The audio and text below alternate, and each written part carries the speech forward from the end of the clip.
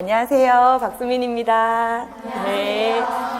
와, 오늘 이렇게 모인 선생님들이 처음 준비하는 선생님들도 계실 거고 작년에 공부를 조금 이렇게 시도해 보신 선생님도 계실 것 같아요. 그렇죠? 그래서 오늘 설명회는 처음 공부하는 선생님에 맞춰서 일단 우리 유치원 공립유치원 임용제도가 무엇인지랑 그 다음에 어떤 영역을 공부해야 되는지, 그리고 또 어떻게 계획을 세워서 공부를 해야 되는지, 그리고 이제 강의가 어떤 방식으로 진행될 건지를 중점으로 제가 설명을 해드리고요. 그리고 이제 다 아시겠지만 제가 간략하게 제 소개를 하면 이름은 박수민인 거 알고 계시고, 제가 공립교사 10년의 경력이 있고 강사 선생님들과 이렇게 함께할 강사 경력은 1년 꼴랑 있어요. 작년에 나와서 이제 1년 동안 이제 박문각 학원에서 1년 커리큘럼을 지금 운영을 하고 2차를 지금 선생님들과 마무리를 짓고 있는 중이고, 내년에 이제 1, 2월 강의를 하면 두 번째 이제 강의를 하게 되는 상황이에요. 그래서 오늘 제가 이거 설명회를 끝내고 나면 우리 1차 합격한, 제 강의를 이제 1월부터 수강해서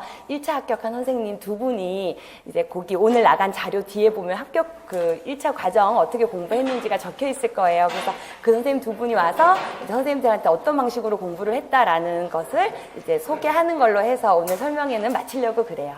예, 그렇게 진행을 하도록 하고요. 시간을 내서 오셨잖아요. 그래서 이게 시간이 금이에요. 그래서 오늘 꼭 선생님들 한 분 한 분 다 중요한 것, 또 나름대로 이거 이렇게 하는 거구나라는 것을 꼭 알아갈 수 있는 그런 소중한 시간이 되었으면 좋겠어요. 그냥 무료 설명이긴 하지만 우리는 이미 시간이란 돈을 낸 거나 다름없어요. 그렇죠? 단 1분 1초도 어디 가서 그냥 허투루 보내는 거 너무 아까운 일이 될 수 있으니까 오늘 꼭 중요한 정보가 선생님들에게 전달되기를 바라면서, 자, 일단 첫 번째 페이지를 먼저 펴보시면요, 우리 공립유치원 임용시험이 무엇인가 하고 나왔어요. 대부분 다 알고 계시겠지만 우리 시험은 어떻게 진행이 되냐면 1차와 2차로 나눠져서 시험이 진행이 돼요. 그래서 1차 시험도 100점이라는 점수로 만점으로 정리가 되고 2차도 100점으로 이렇게 정리가 돼서 총 200점 만점의 최종 점수가 나오게 되는 시험이에요. 근데 우리는 지금 당장 1차 준비를 열심히 해야 되잖아요. 그렇죠? 그래서 2차 비중이 높아졌다라고 얘기는 하지만 그래도 1차가 합격을 해야 2차의 기회가 오기 때문에 이제 선생님들이 1월부터 1월 18일이더라고요. 다음 연도가 18일까지 이제 1차 시험을 향해서 열심히 가셔야 되는데, 1차는 크게 두 가지로 정리가 될 수 있어요. 하나는 교직 논술입니다. 논술 과목이 있고, 또 하나가 바로 교육과정이라는 영역으로, 두 가지 영역으로 나눠지는데, 이 교직 논술은 총점에 20점에 해당돼요. 20점. 교육과정은 80점 만점이에요. 그래서 두 개가 더해져서 이제 100점이라는 점수를 받게 되시죠. 그래서 이제 교직 논술은 이번에 체계가 바뀌었어요. 원래는 10점이 체계 점수고 10점이 내용 점수였는데 올해 5점의 체계 점수에 15점의 내용 점수를 쓰라는 논술이 나와서 선생님들이 당황을 많이 하셨어요. 그래서 논술 점수가 막 이렇게 많이 뒤집히고 막 그랬거든요. 그래서 우리가 올해도 5점에 15점의 내용 점수인 걸로 연습을 좀 많이 해야겠죠. 첫 해 시도를 했기 때문에 내년에도 그렇게 나올 확률이 높아요. 그래서 체계 점수가 5점이고 내용 점수가 15점이라 그래서 20점 만점이다 이렇게 생각을 하시면 좋은데, 지금 비율만 봐도 80점이고 20점이죠. 그래서 이제 1년의 시간을 어디에 투자를 더 해야지 효과가 있을 것인가, 그 부분을 이제 잘 투자 대비 효과를 잘 올릴 수 있는 그런 계산을 해서 이제 전략적으로 선생님들이 준비를 하셔야 돼요. 그래서 제 1년 연간 커리큘럼은 저는 논술은 5월 달부터 시작을 해요. 그래서 1월부터 체계적으로 들어가도 나쁘진 않을 수 있고 5월부터 이제 교육과정이 어느 정도 기반이 된 후에 논술을 접하셔도 크게 무리는 없을 것 같아요. 그래서 그거는 스스로 이제 판단을 하셔서 선택을 하시는데, 교육과정은 우리가 지금 80점 만점에 A형과 B형으로 시험이 두 개로 나눠져서 나와요. 근데 이 두 가지가 한 3년 전에는 A형은 개론 영역에서, B형은 누리과정 영역에서 이렇게 어느 정도 구분이 되다가 2년, 1년 이제 지금은 다 섞여버렸어요. 섞여버려서 조금 이따 어느 부분을 공부해야 될 것인가, 거기 이제 나오는 그 전 영역이 A, B에 다 섞여서 이제 시험이 출제된다고 보시면 돼요. 그래서 A형에서 8문제가 출제가 됩니다. 8문항. B에서도 8문항이 출제가 돼요. 자, 그럼 총 16문제를 풀고 오시는 거죠. 그래서 큰 번호로는 16문제지만 한 문항에 소문항이 또 4개씩 이렇게 달려 있어요. 4개에서 5개 정도씩. 그래서 결국에는 한 그 문항이 소문항 하나가 1점이라고 생각하시면 돼요. 그럼 이제 80점이라는 걸 80문제를 푸신다고 보시면 되겠죠. 예, 그 정도로 생각을 하셔가지고 80점 만점에 도달하시면 되는데 이거 두 개 더하면 100점이죠. 근데 이제 너무 감사한 거는 우리가 100점을 받아야 합격하는 시험이 아니에요. 그렇죠? 그래서 100점에서 점수가 올해 기준으로 보면은 두 번째 장에 이제 커트라인이 제시가 되었을 텐데 제일 높은 지역이 역시 서울이에요. 그래서 서울이 73.66인가 정도로 나왔고요. 제일 그래도 낮은 지역이 지금 강원은 2배수를 뽑았기 때문에 강원은 빼고 1.5배수를 뽑은 지역이 66점요? 67점. 67점이라는 이 점수가 커트라인이었어요. 근데 이제 컷에 걸리면 너무 불안하잖아요. 그쵸? 그래서 그것보다는 높아야 돼요. 그래서 어느 정도 높으면 될까 해서 계산을 해보면 적어도 80점에서 82점 정도가 나오면 안정권이 될 수 있어요.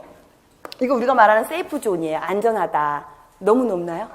그래도 목표는 이렇게 세우고 해야 되는 거예요. 이게 지금 우리 합격선이었다면 이건 4점수가 돼야 되는 거예요, 선생님들의.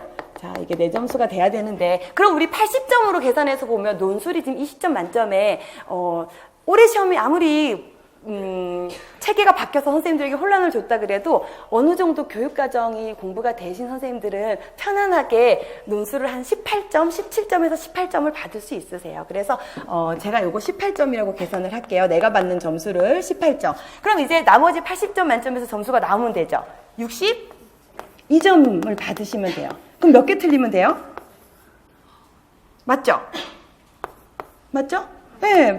더하기 빼기가 틀렸을까봐. 자, 18점은 18개는 틀려도 된다는 계산이 나오는 거예요. 그죠? 큰 그림을 봤을 때. 그래서 18개를 틀려도 되는데, 이제 혹시 올해 시험 본 선생님들은, 아이고, 저게 말이 그렇지. 갔더니 막 30개씩 틀리더라. 그럴 수도 있지만, 목표를 세우실 때, 모든 걸 다 맞아야 되는 게 아니라는 시험은 우리에게 정말 도전할 수 있는 그런 기회를 주는 시험이에요. 자, 이렇다는 거는 마이너스 18점은 내려가도 된다. 그렇다면 선생님들이 이제 또 여기서 공부 방법을 정하셔야 돼요.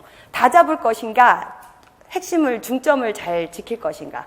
그래서 이 공부가 한도 끝도 없거든요. 영역도 너무 넓어요. 우리 유아교육은 이제 막 체계를 잡기 시작한 학문이라서, 그리고 또 영역도 그 초등이랑 똑같이 과목 수가 많다 보니까 선생님들이 파고들면 파고들수록 공부의 양은 늘어나요. 학자들도 많고 신이론도 많고. 그런데 18개라는 점수를 틀려도 된다고 봤을 때 새로 나오는 그 문항, 그 새로운 이론 한두 개를 맞추고자 선생님들이 많은 그 영역을 공부하는 게 나을 것이냐, 아니면 정말 기본이 된다는 걸 탄탄히 해가지고 기본과 기출을 탄탄히 했을 때 우리 60점을 충분히 넘을 수 있단 말이에요. 그거를 정말 내가 여기선 틀리지 않으리라 하고 접근하는 게 나을 것이냐는 이제 선택과 집중의 문제가 이제 벌어지는 거예요. 그래서 저는 후자예요. 항상 제가 작년 한 해 내내 말했지만 절대 많은 걸 잡을 수가 없어요. 잡을 수가 없고 진짜 내가 한 그 공부를 탄탄히 해가지고 이 점수만 받으라는 거죠. 이 점수 두 개만 받으면 안정권이 아니라 아마 지금 올해 시험 같은 경우는 이 점수를 받은 선생님들이 거의 탑이 될 수도 있는 그런 상황이 벌어졌을 거예요. 그래서 선생님들이 기본에만 충실히 열심히 한다면 그렇게 불가능하고 어려운 시험은 아니라는 좀 희망을 안고 우리 내년도 2018년을 달려가셔야 돼요. 자, 그래서 지금 우리 총 점수랑 그 다음에 이제 내가 어느 정도 받아야 되는지 한번 계산을 해봤어요. 그래서 오늘 집에 가시면 우리 지금 다 내년도에 공부할 마음으로 이제 다시 이게 모인 거잖아요. 다시 아니고 새롭게 모인 거잖아요. 그래서 선생님들이 책상 위에 이 공부, 우리 시험이라는 이 제도에 대한 1차 시험에 대한 틀과 내가 받아야 될 점수를 벽에 탁 붙여놓고 하루를 이제 시작을 하셔야 돼요. 사람은 항상 목표가 먼저 수립이 되어야지 그거에 맞춰서 계획을 세우고 쫓아갈 수 있다는 거를 명심하셔서, 자, 나는 이제 80점에서 85점으로 올릴까요? 네, 82점 좀 그런가요? 85점으로 올려서 85점을 받겠다라는 각오로 이제 계획을 세워서 진행을 하시면 돼요. 자, 그럼 우리 지금 1차 이야기 했거든요. 2차는 교직 면접, 심층 면접과 그리고 수업 실현과 그다음에 교수학습 과정안이라는 큰 세 개의 영역으로 나눠져 있는 시도가 많아요. 경기도 빼고 경기도는 이제 집단 토의도 보고 이러지만 보통 세 가지 영역에서 심층 면접과 수업 실현 두 가지만 다루는 데는 50점, 50점이라는 점수 분포를 갖고 100점이라는 2차 시험을 보고 있고 그렇지 않은 시도는 45점, 40점, 15점 이렇게 해서 교수학습 과정안이 보통 15점 그리고 면접 40점, 수업 45점 이런 식으로 해서 점수 분포가 달라져요. 그래서 지금 다들 응시 지역이 결정이 되셨겠지만 2차 시험은 그 시도별로 전형이 모두 달라서 그때 돼서 다시 이제 준비를 하실 마음을 먹으시면 될 것 같아요. 우리에게 지금 중요한 건 1차죠, 1차. 그래서 오늘 1차 공부하는 방법을 얻어 가셔야 돼요. 그쵸? 꼭, 정말 그러기를 간절히 바라면서 저도 연구실에서 이렇게 열심히 적어 갖고 왔어요. 선생님들에게. 그래서 일단 우리가 이렇게 시험을 알아봤어요. 그럼 무엇을 공부해야 되냐는 거죠. 무엇을 공부해야지 80점에서 85점을 받을 수 있는가. 그래서 그 바퀴 3개 있는 거 보이시죠? 예, 바퀴 3개 있는 쪽을 펼쳐보시면 일단 우리가 공부할 수 있는 영역을 크게 제가 3개로 나눠봤어요. 하나는 개론 영역이에요. 개론 영역.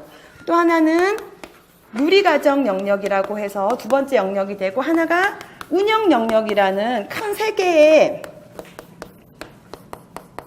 그 영역으로 나눠진다고 생각하시면 돼요. 그래서 지금 1월부터 6월까지가 이 3가지 영역이 진행이 되는 그 기간이에요. 그래서 이론 부분을 1월과 2월에 진행이 될 거고 누리과정은 3, 4, 5월에 진행이 되고 운영이 6월에 진행이 된다고 보았을 때 제가 이렇게 지금 달을 먼저 적는 이유가 우리가 지금 연간 그 계획을 선생님들 생각해 보시면 1월부터 11월까지죠. 그래서 1월부터 11월까지 진행이 되는데 어디다가 적어야 될까요?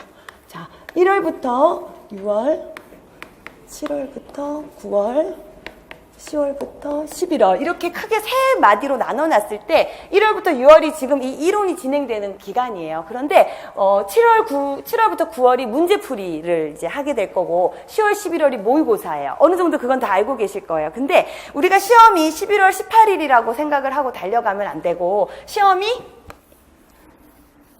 6월 말에 있다고 생각하고 선생님들이 달려가셔야 돼요. 근데 무슨 반밖에 안 됐는데 하고 그럴 수도 있지만 올해 제가 한 해 하고 너무 절실히 느꼈어요. 선생님들이 모의고사 반에 가갖고 성적이 나오지 않아서 너무 속상해한단 말이에요. 근데 그때는 그 성적을 올릴 수 있는 기간이 아니에요. 7월부터 성적을 올릴 수 있는 기간이 아니에요.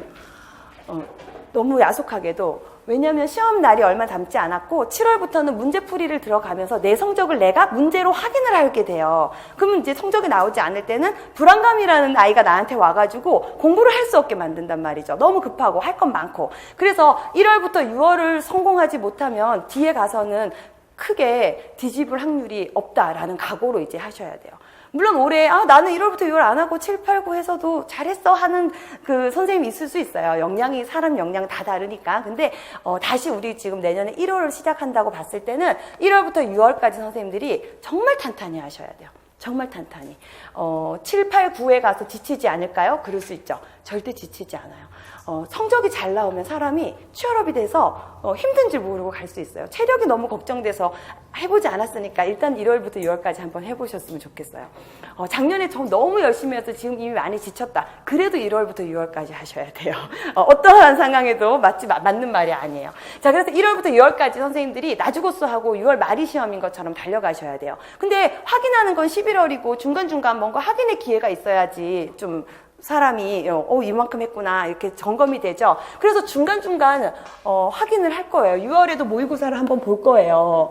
그리고 보면 그 시험을 받고 내가 이만큼 성적이 이만큼 나왔구나. 그리고 7, 8, 9는 매주 문제풀이를 하면서 본인이 스스로 셀프 테스트가 되죠. 그래서 내 점수가 어디구나 확인을 해가시면서 뒤에 부분은 다지는 시간이에요. 이건 다져야 되는 거고 1월에서 6월이 답이 나와야 되는 시간이에요.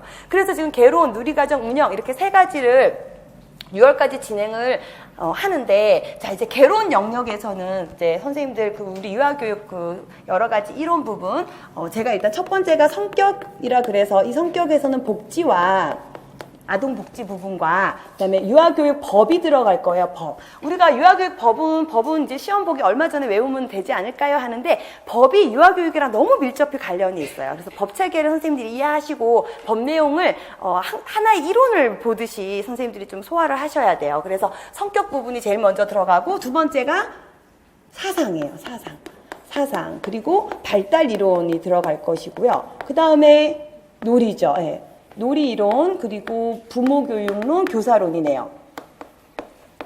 교사가 먼저 있어요. 맞아요. 이렇게 해가지고 지금 1, 2월에 나아갈 그 영역이에요. 자, 이 영역에 대해서 선생님들이 이제 매주 1주, 2주, 3주, 4주, 5주, 6주, 7주간 출애 수업을 할 건데 한 주 한 주에 이걸 다 하나씩 소화를 해내셔야 돼요. 절대 미뤄지면 안 돼요.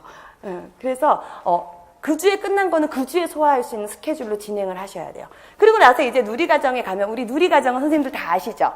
교육부에서 발간해서 만든 해설서 그걸 기준으로 해서 신의사, 예자 5개 영역을 우리가 지금 공부를 하게 되어 있어요. 그렇죠? 그래서 신의사, 예자 이 5개 영역을 공부를 하는데 그 해설서는 이렇게 얇은 책에 지금 5개 영역이 다 들어가 있는데 그 신체 운동 건강 영역이라는 게 나오기까지의 배경이 된 이론을 선생님들은 다 아셔야 돼요. 그렇죠? 그래서 보통 우리가 이 신체 하면은 들어있는 것이 동작 교육과 그 다음에 건강 교육과 안전교육 이렇게 정도 세 가지 크게 잡아서 이거 세 가지가 신체라는 영역이 들어있구나 생각하시면 되고 의사소통은 그 초등학으로 따지면 말하기 듣기 읽기 쓰기 우리도 똑같이 나눠져 있죠. 그래서 언어학기랑 그 다음에 문학도 함께 여기서 다뤄지게 되겠죠. 그래서 이 두 가지 영역을 공부한다 생각하시면 되고 자 사회관계는 여러 가지 그런 사회 정서 발달 이론을 공부하셔야 돼요.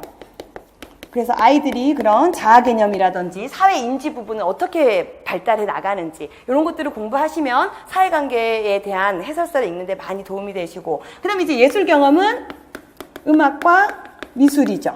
음악과 미술이고 자연 탐구는 과학과 수학이에요.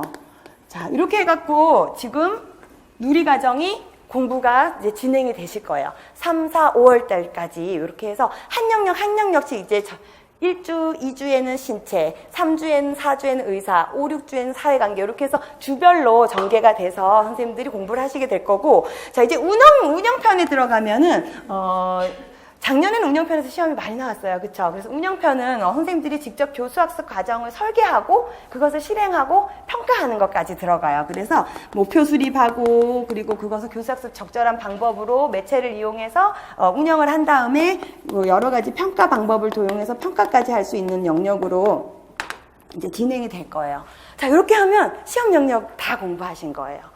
그렇게 하고 이제 시험 보러 가시면 되는데 제가 말했지만 1월부터 6월까지 이 이론 부분이 탄탄하게 되셔야지 7, 8, 9에 가서 다져질 수 있어요. 그래서 시험이 언제라고요? 6월 말일이 시험이에요. 6월 말일이 정말 시험이에요. 그래서 나는 너무 힘들게 하는 게 좀 부담스러워. 그러면 방법은 없지만 정말 내가 각오를 하고 올해 한 해 어떻게 해보리라 하는 선생님들은 꼭 그걸 기억해 주셨으면 좋겠어요. 자, 그럼 이렇게 우리가 이걸 공부하면 된다 그랬어요. 무엇을 공부해야 되는가? 저만큼을 공부하면 된다. 그래서 제 그 강의 책 교재에 보면 1권, 2권, 3권 크게 3개로 나눠져 있어요. 그래서 제가 지금 말한 개론 부분이 1권에 담겨 있고 2권이 누리과정의 신의사가 담겨 있고 예자, 운영편이 3권에 담겨 있어요. 그래서 교재 3개가 1월부터 6월까지 진행되는 그런 교재라는 걸 아시고 그걸 다 외운다 이렇게 생각하시면 될 것 같아요. 자 그렇게 한 다음에 아까 말씀드린 것처럼 7, 8, 9는 문제풀이를 들어가고 10월, 11월은 모의고사로 이제 진행이 될 거예요. 자 교육과정은 그렇게 흐르고 그러면 이제 논술을 해야 되잖아요. 논술 아까 제가 말씀드렸지만 5, 6, 7에 논술이 12주로 이렇게 들어가면서 논술을 쓰려면 교육과정을 아는 게 있어요. 사실 쓸 수가 있어요. 선생님들이. 그래서 문제를 읽고 거기에서 쓰라는 요구하는 바를 쓰려면 1월부터 4월 정도까지 선생님들이 공부한 그 탄탄한 기반 하에 논술을 쓸 수 있게 되실 거라고 생각하기 때문에 이제 5, 6, 7에 논술반이 시작되는 걸로 계획이 세워져 있습니다. 자, 그렇게 해서 이제 11월 18일까지 전체적인 공부가 어떻게 1년이 진행되는지 말씀을 드렸고, 그럼 이제 강의는 어떻게 하냐, 이제 그 부분을 이제 말씀을 드릴게요. 1월부터 6월까지는 매주 토요일 날 제가 강의를 해요. 그래서 토요일 날 전일반이에요. 그래서 아침 9시부터 한 3, 4시까지 이렇게 쭉 이어지는 강의를 하는데, 그 이유가 평일로 2개로 나눠서 강의를 하지 않는 이유가 또 나름대로 있어요. 저가 공부를 해보니까 하루 종일 이렇게 이어져서 학습을 하니까 훨씬 효과적이에요. 그 다음 한 주 계획 세우기도 좋고 끊어지지 않고. 근데 너무 무리가 힘들지 않을까 할 수도 있고, 사람마다 다 다르기는 하는데 힘들지 않아요. 강의 날이 엄청 즐겁고 재밌을 거예요. 예, 그래서 토요일이 다 기다려질 수 있을 거예요. 그래서 나 혼자 생각일 수도 있지만 그런 마음으로 하셔야 돼요. 토요일이 너무 기다려지고 재미있고, 올해 같이 한 선생님들은 그런 마음으로 갔다고 저도 믿고 그들도 믿고 그랬어요. 그래서 이제 물론 결과는 다 합격하지는 못했죠. 그랬지만 어찌됐건 토요일이 아주 즐거운 날로 선생님들이 여겨질 수 있게 강의가 진행이 될 수 있도록 노력하고, 선생님들도 그런 마음으로 오셔야 되고, 박수가 나려면 같이 손바닥에 부딪혀야 되잖아요. 그래서 일단 토요일 날은 9시가 본 강의가 시작인데, 강의 직전에 일단 자꾸 파란색이구나. 흰색으로 해야 잘 보이시죠? 강의 직전에 선생님들이 확인학습 문제를 풀게 돼요. 자, 인강으로 수강하는 선생님들은 이제 집에서 다운을 받으셔서 스스로 계획을 세우셔서 풀게 되실 거고, 강의 직전에 확인학습은 당연히 전주에 진행한 영역에 대해서 스스로 시험을 보시는 거예요. 강의실에 일찍 오셔서. 그럼 9시가 강의가 시작이니까 8시 20분부터는 오셔서 9시까지 시험을 봐야 되겠죠. 네, 전주 영역에 대해서. 그 다음에 이제 강의가 시작이 돼요. 강의가 시작이 되면 제가 전주에 대한 복습을 해드려요. 전주 공부한 걸 다시 같이 정리해요. 그럼 시험 본 거랑 같이 정리한 거랑 이렇게 겹쳐서 선생님들이 다시 지식이 굳어지시면 되는 거고, 그 다음에 이제 강의가 시작되는 강의 중에는 새로운 영역이 나가야 되잖아요. 새로운 영역이 나갈 때는 제가 그 새로운 영역을 크게 두 덩어리로 나눠서 일단 강의 정리, 그다음 또 강의 정리로 진행이 될 것 같아요. 그러면 하루에 이제 저희가 토요일 날 강의를 하면 아침 9시부터 보통 9시부터 12시일 수 있고, 점심 먹고 1시부터 4시 정도일 수 있겠죠. 그래서 강의 끝나고 그거에 대해서 정리하고, 강의 끝나고 그거에 대해서 정리해요. 자, 그럼 이제 저하고는 재밌게 강의 듣고 정리를 같이 했어요. 그 다음에 선생님들이 강의 후에 꼭 지켜주셔야 될 게 있어요. 강의실에 그대로 남아서 2시간은 그걸 공부하고 가셔야 돼요. 저랑 같이 한 강의 내용에 대해서. 왜 이 과정이 왜 중요하냐면요. 학습이 바로 일어난 다음에 암기가 너무너무 잘 되는 효과적인 시간이거든요. 강의 끝나고 막 가방 써서 나가서 이렇게 집에까지 걸어가는 동안 재미있게 들었던 내용이 다 스르륵 날아가 버릴 수밖에 없어요. 그래서 강의를 끝나고 나면 4시에 끝나요. 그럼 딱 2시간이 남죠. 남는 이유가 있겠죠. 네, 강의 위해서 지금 4시부터 6시가 돼요. 그럼 밥 먹으러 가는 시간 딱 맞춰드린 거잖아요. 그쵸? 이렇게 해서 6시에 이제 식사를 하시면서 집에 가셔서 밤에 당연히 공부 또 이어서 하셔야 되죠. 토요일은 제일 중요한 날이에요. 선생님들이 이제 일주일에서 모든 계획이 토요일이 시작이에요. 그래서 토요일이 시작돼서 일월화수목으로 이제 선생님들은 삶을 사실 수 있으셔야 돼요. 그래서 강의는 이렇게 진행이 6월까지 될 거예요. 그리고 중간중간 제가 하다가 또 이렇게 3주차 진행하다가 1주차 것도 문득 정리를 하면 또 그때도 다 말씀을 하실 수 있어야 되겠죠. 여기서 말하는 전주 복습은 저 혼자 하는 게 아니라 선생님들이 하시는 거예요. 말을. 제가 물으면 말하고, 강의 시간에도 같이 함께 이렇게 해서 진행이 될 것 같아요. 그래서 조금 우리 이렇게 산뜻한 기분으로 정말 열심히 한다는 마음으로 즐겁게 이제 1월부터 6월을 운영을 했으면 좋겠어요. 그래서 그런 마음이 있는 선생님들 만 오세요. 그래서 재미있게 공부를 해서 몰입했을 때 얼마나 즐거운지를 정말 경험해 보셨으면 좋겠거든요. 그래서 제발 10월, 11월에 가갖고 너무 힘들어하지 않았으면 좋겠어요. 올해 너무 괴로웠어요. 첫 해 우리 선생님들이 힘든 거 보면서 진짜 내년에는 어떻게 저랑 같이 몸을 붙어서 다닐 수는 없지만 정말 이거 진짜 큰일 나는 일이구나 하고 생각했어요. 1월, 6월을 놓치고는 절대 7, 8, 9에선 답이 나오지 않는다는 걸 올해 체험했어요. 제가 체험했어요. 그거 이렇게 점프할 수 있는 역량이 있는 사람은 거의 없어요. 예, 그래서 스스로가 철저하게 준비하셨으면 좋겠고, 자, 그럼 이제 강의는 이렇게 진행이 될 거예요. 그래서 선생님들이 중요한 거 뺐네요. 자, 이렇게 해서 지금 요거 토요일이죠. 토요일 강의를 이렇게 듣고 나면 선생님들이 야간에 가서 공부를 해오시잖아요. 그리고 나면 이제 얘는 지금 토요일 이야기고요. 토요일 이야기고, 그리고 나면 이제 이렇게 해서 선생님들이 1, 월, 화를 열심히 암기하고 외우시고 나서 수요일 날 저를 다시 또 만나러 오셔야 돼요. 그래서 수요일 날 저를 만나서 공부한 것을 말로 저한테 설명을 해주고 가셔야 돼요.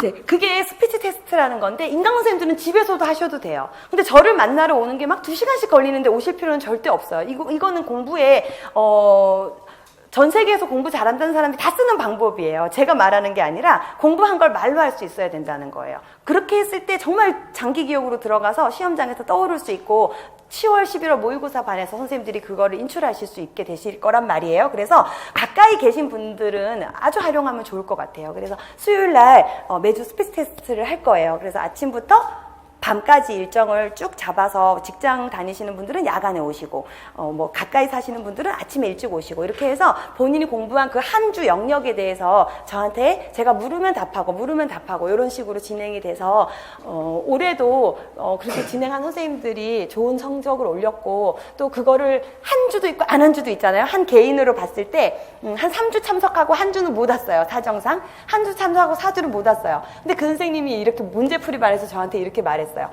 문제풀이 영역이 쑥 점수가 내려가는 그 주가 스피치 테스트를 안 온 주라고 말했어요. 그래서 그만큼 스트레스는 엄청 받을 거거든요. 수요일이니까 지금 당장 1월화 너무너무 괴로울 거예요. 근데 그 괴로움을 극복해야지, 그 스트레스를 받아야지만 내게 되니까 그 과정이 나중에 이만큼이 돼서 몰려오면 안 되죠. 요만큼 작을 때 자꾸 소화를 하셔야 된단 말이에요. 그래서 수요일도 꼭 잘 활용하셔서 하셨으면 좋겠고, 인강으로 듣는 선생님은 똑같이 월요일날 인강이 올라갈 거란 말이에요. 그럼 월 강의를 하루 종일 이 스케줄대로 들으셔야 돼요. 그리고 화, 수, 목 암기해서 금요일에 스피치 테스트 날이 되는 거죠.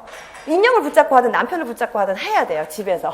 꼭 그 과정이 없으면은 일주일이 그냥 또 싹 날아간 게 돼요. 그래서 강의를 듣는다고 책을 본다고 공부가 아니에요. 그건 공부한 게 아니에요. 말로 할 수 있어야 되고 하얀 색깔 종이에 그걸 쓸 수 있으셔야 돼요. 그래서 두 가지 방법이 같이 병행되셔야 돼요. 말로 하는 공부와 백지 놓고 백지 쓰기 공부가. 그걸 셀프 테스트라고 말해요. 우리 공부 방법에서 공부의 왕도 이런 거 찾으시면 셀프 테스트가 나올 거예요. 그 셀프 테스트가 없이는 절대 내게 아니에요. 그래서 만약에 작년에 그냥 책을 읽듯이 줄로 읽으면서 공부하셨다 그러면 그거는 안타깝지만 공부한 게 아니에요. 네. 그래서 그 EBS에서도 많이 이제 공부의 방법 이런 걸 알려주지만 고등학생 아이들 생활을 장기적으로 쫓아갔어요. 쫓아가서 1등한 아이와 1등하는 아이와 그렇지 못한 학생들의 공부 시간은 똑같아요. 계속 독서실에 앉아 있어요. 공부하는 방법을 보니까 1등하는 아이들은 흰 종이를 놓고 선생님이 설명한 걸 다 써요. 외우고 지우개로 지워갖고 그 설명 다시 쓰고 백지 놓고 밤에 하고 자요. 근데 성적이 좋지 못한 아이들은 책을 읽어요. 줄을 긋고. 편안해요. 책을 읽으면 아는 것 같거든요. 그냥 읽으면 맞아 이거 봤던 거고 아주 심리적으로 편안한데 이 1등하는 아이는 스트레스를 엄청 받아요. 백지를 놓고 아무것도 없는 종이에 놓고 지금 삐아제를 다 쓰라 그러면 선생님들 쓰기 되게 어려우시겠죠. 삐아제가 갖고 있는 그 발달에 대한 이론을 다 쓰고 그 각각의 단계에 대한 특징을 다 쓰라 그러면 아주 힘들 텐데 그거를 매주 하면 쌓여서 결과가 당연히 성적이 좋을 수밖에 없어요. 그래서 꼭 어디서 공부를 하시던 이 스피치 테스트와 백지 쓰기는 절대 안 하시면 안 돼요. 내년에 꼭 두 가지를 같이 병행하면서 공부를 하셔야 되는데 여기서 중요한 건 영역이에요. 영역. 선생님들이 그거를 스피치 테스트와 백지 쓰기를 하는 영역을 잘 잡으셔야 되는데 우리 5쪽 한번 볼까요? 그 제가 드린 자료. 5쪽을 한번 보시면 제가 이제 주간교육 계획을 세워놨어요. 그래서 계획을 아주 강조해요. 저는 계획 없이는 아무도 성공하지 못해요. 합격할 수 없어요. 단언할 수 있어요. 혹시 작년에 계획을 정말 치밀하게 세웠는데 난 안 됐습니다 하는 선생님이 있을까요? 없을 것 같아요. 계획 없이는 절대 합격할 수 없고 계획이 하루 일과 중에 계획 세우는 시간이 30분 이상 되셔야 돼요. 무슨 계획을 이렇게 오래 세워? 평가하고 계획하고 하는데 30분 걸려요. 그래서 선생님들이 계획을 너무너무 중요시 여기셔야 되고 연간 계획과 월간 계획은 학원 커리큘럼 따라가면 돼요. 그쵸? 그대로 1, 2월 진행되고 3, 4, 5, 6 진행되고 이렇게 진행되니까 그대로란 말이에요. 선생님들의 몫은 주간 계획과 일일 계획을 세우시는 거예요. 그쵸? 그건 제가 세워드릴 수가 없고 선생님들이 세우셔야 되는데 자 지금 그 5쪽을 보면 토요일이 시작이죠. 그래서 이제 제가 항상 토요일을 선생님들이 이제 중심으로 삶을 사셔야 돼요. 그래서 토요일이 즐거운 강의예요. 그 앞에 하기나습이 있어야 되겠죠. 아침 시간에 하기나습 그다음에 즐거운 강의예요. 강의 직후 2시간 꼭 남아서 공부하자고 말씀드리고 싶고 그 다음에 이제 야간에 보면 강의 영역 개요도 작성 및 소영역 암기 이렇게 되어 있죠. 그래서 그 밑에 지금 유아교육과 발달이론 해서 제가 하나의 그 교재에 있는 목차를 두었는데요. 거기 보면 지금 섹션이 1, 2, 3 이렇게 나눠져 있는데 섹션 1과 섹션 2는 내용이 그렇게 많지 않아서 하나로 묶을 수 있어요. 걔를 묶어서 1이라고 한번 적어 보시겠어요? 그거 두 개를 묶어서 1이라고 하시고 그 다음에 옆에 발달 및 학습이론이라는 그 섹션 3이 우리가 정말 공부해야 될 게 많은 영역이에요. 그 부분에서 1, 2, 3을 묶어서 2라고 하고 인지발달의 삐아지랑 비고치키를 두 개 4, 5를 묶어서 3이라고 하고 그리고 6, 7, 8을 묶어서 4라고 하고 9하고 10을 묶어서 5라고 하면 지금 이 발달이론이라는 이 하나의 챕터가 5개의 영역으로 나눠졌죠. 자, 이렇게 선생님들이 한 영역을 접근할 때는 나눠야 돼요, 또. 나 나름대로 나눠서. 그래서 이제 나눠놨으니까 선생님들이 이제 공부 암기에 돌입을 하실 때는 첫 번째 영역부터 이제 암기가 시작이에요. 그래서 소영역 1을 지금 야간에 암기를 열심히 하고 나면 이제 일요일 날은 그래도 휴식을 넣어놨죠. 너무 잘했죠. 12시까지 휴식을 하는 거예요. 그래서 좀 쉬고 그 다음에 점심 먹고 나서 1시부터 8시 5시간 동안은 소영역 2를 암기해요. 자, 2가 왜 이렇게 많지 싶으시죠? 1하고 2를 같이 병행해서 계속 암기를 하시는 거예요. 그 다음에 이제 소영역 3을 암기해요. 2시간 동안. 자, 그리고 이제 또 뒤로 넘어갔을 때는 월요일 날은 오전 시간에는 복습으로 넣어 놓으시고 그 다음 오후에 가면 소영역 4 암기가 있죠. 자, 여기서도 지금 5시간을 선생님들이 잡으시기 때문에 1, 2, 3을 다 복습하고 또 4를 하시는 거예요. 자, 그 다음에 이제 저녁을 먹고 나서 다시 소영역 5에 대한 부분을 암기해요. 자, 이때는 5를 다 끝내고 나서 다시 1, 2, 3, 4, 5를 또 다시 한번 암기를 확인하는 거죠. 자, 그래서 반복만이 살 길이고 스스로 영역을 섹션을 작게 나눠서 그것을 작은 영역으로 계속해서 점검 가능할 수 있는 영역을 만드셔서 그것을 반복하는 것만이 암기를 쉽게 하고 공부를 잘할 수 있는 방법이에요. 그래서 이렇게 해서 지금 5개 발달이라는 그 발달이론이라는 영역을 5개로 나눠서 지금 하면 월요일날 끝나요, 공부가. 그래서 월요일까지는 적어도 토요일날 한 강의 내용을 선생님들께 다 되어 계셔야 돼요. 그런 다음에 이제 화요일에 아침에 눈을 뜨면 또 오전에는 지난주 복습을 넣으셔야 되고 당연히 그 다음에 이제 강의 전체 1부터 5까지를 1차 암기를 하시는 거예요. 쫙. 하지만 이거의 순서는 마음대로 하셔도 돼요. 5 했다가 3 했다가 2 했다가 4 했다가 1 해도 되고 선생님들 마음대로 왔다 갔다 하셔도 돼요. 그리고 나서 이제 강의 영역 전체 암기가 또 2차가 있죠. 3차가 있고 4차가 있고 계속해서 반복되죠. 그래서 이렇게 해서 반복을 하실 때 소영역을 5개를 나눠놨기 때문에 선생님들이 공부할 때 이제 이렇게 발달이라는 거 하나도 소영역 5개죠. 사상도 분명히 소영역이 나눠질 거예요. 그리고 또 놀이 이론도 당연히 소영역이 나눠지겠죠. 그 소영역을 나눠서 걔를 자유자재로 들고 다닐 수 있으셔야 돼요. 그래서 갑자기 남자친구가 만나자 그래요. 그럼 나가는 길 동안 만나러 가는데 40분이 걸려요. 40분이면 발달에서 소영역 2랑 사상에서 소영역 1 정도는 걸어가면서 끝낼 수 있겠다라는 걸로. 그렇게 딱 들고 다니시는 거예요. 그래서 저녁에는 나는 걷기 운동을 넣어놨어요. 그럼 걷기 운동 해야죠. 걷기 운동할 때 포스트잇을 하나 들고 나가야 돼요. 거기에 내가 나름대로 정한 발달의 소영역 4랑 부모 교육의 소영역 2를 끝내야겠다. 그럼 그거 2개 들고 나가시면서 이제 계속 머릿속으로 생각하고 말하면서 그래서 이제 막 중얼중얼 거리면서 다니는 사람들 봤죠, 노량진에. 그 사람들이 멘탈이 문제가 있어서 그런 게 아니에요. 공부를 한 거예요. 다니면서 프로이드는 정신분석학적 이론을 계속 그러면서 다닌 거예요. 저도 그렇게 공부하고 다녔어요. 버스에서 계속 이제 저는 다른 데 살다가 버스로 이렇게 학원을 다녔었거든요. 버스에서 왔다 갔다 하면서 계속 말을 하니까 사람들이 계속 쳐다봐요. 근데 처음에 쳐다보는지 모르고 말했어요. 내가 할 거 포스트잇에 붙였으니까. 근데 나중에는 다들 나를 쳐다보고 있다는 걸 나중에서야 이제 알고 조금 입모양을 작게 해야겠다는 걸 깨달았는데 선생님들도 그러고 다니셔야 돼요. 그 과정을 꼭 해야 합격하냐고 물으시면 그 과정을 해야 즐거워요.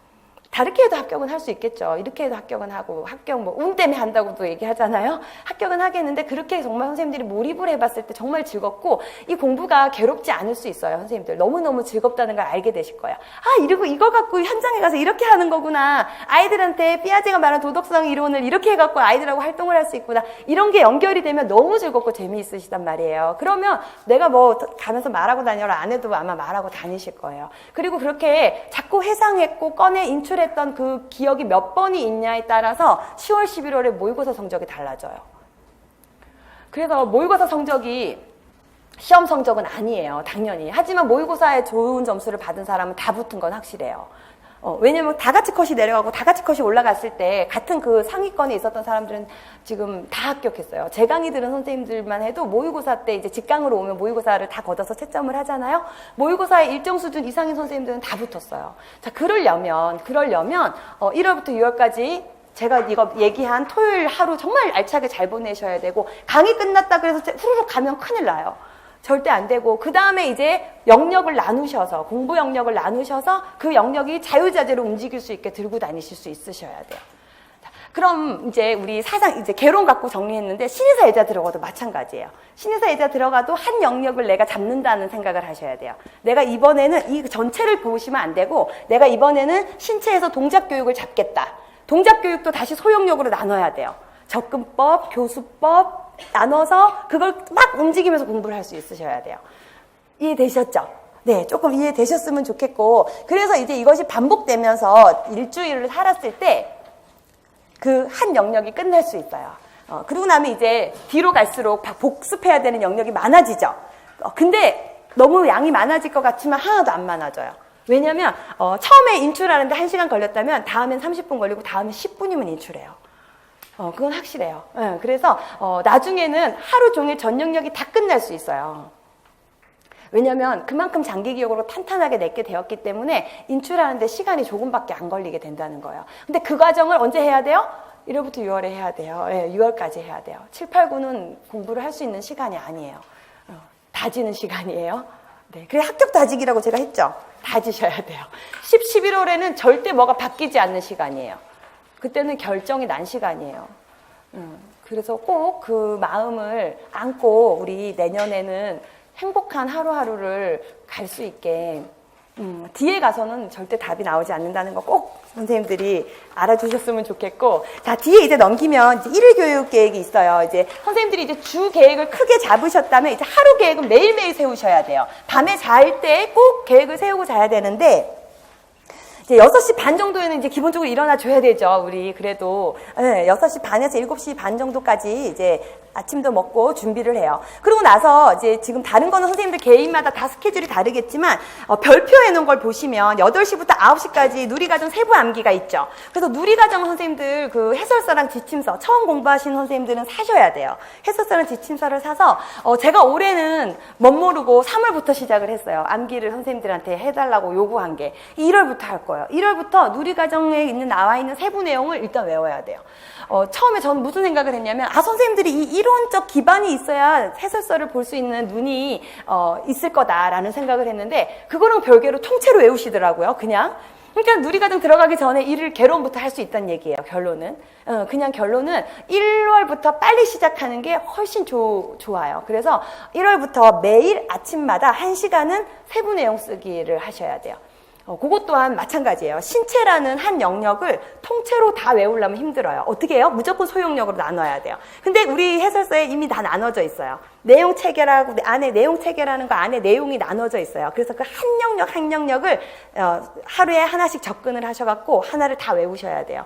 그래서 이제 매일매일 세부 내용을 백지 쓰기를 하시는 거죠. 자, 이거를 1월 1일부터 시작을 해서 11월 18일까지 하루도 안 하는 날이 없으리라는 각오로 시작하셔야 돼요. 내가 이 약속을 안 지키면 11월 18일에 떨어진다 생각을 꼭 하셔서 나 자신과의 싸움이거든요. 내가 정말 계획을 잘 세워야 되고 내가 철저해야지 이 시험은 붙어요. 박수민이 아무리 강의 선생님들한테 왜 눈이 졸리냐고 해도 왜 저거 지금 스피드 테스트 지난주에 왜 안 오셨냐고 해도 하다가 중간에 저도 마음이 약해서 그 사정이 있으면 그럴 수 있지 해요. 근데 그랬어요, 작년에는. 근데 결과가 안 좋아. 너무 그게 결과가 같이 맞아떨어지니까 올해는 제발 그러면 안 될 것 같아요. 그래서 선생님들 스스로가 내가 하루에 하나의 세부 내용을 안 쓰면 11월 18일은 그냥 떨어진다라는 생각을 꼭 가지고 세부 내용을 1월 1일부터 시작을 하셔야 돼요.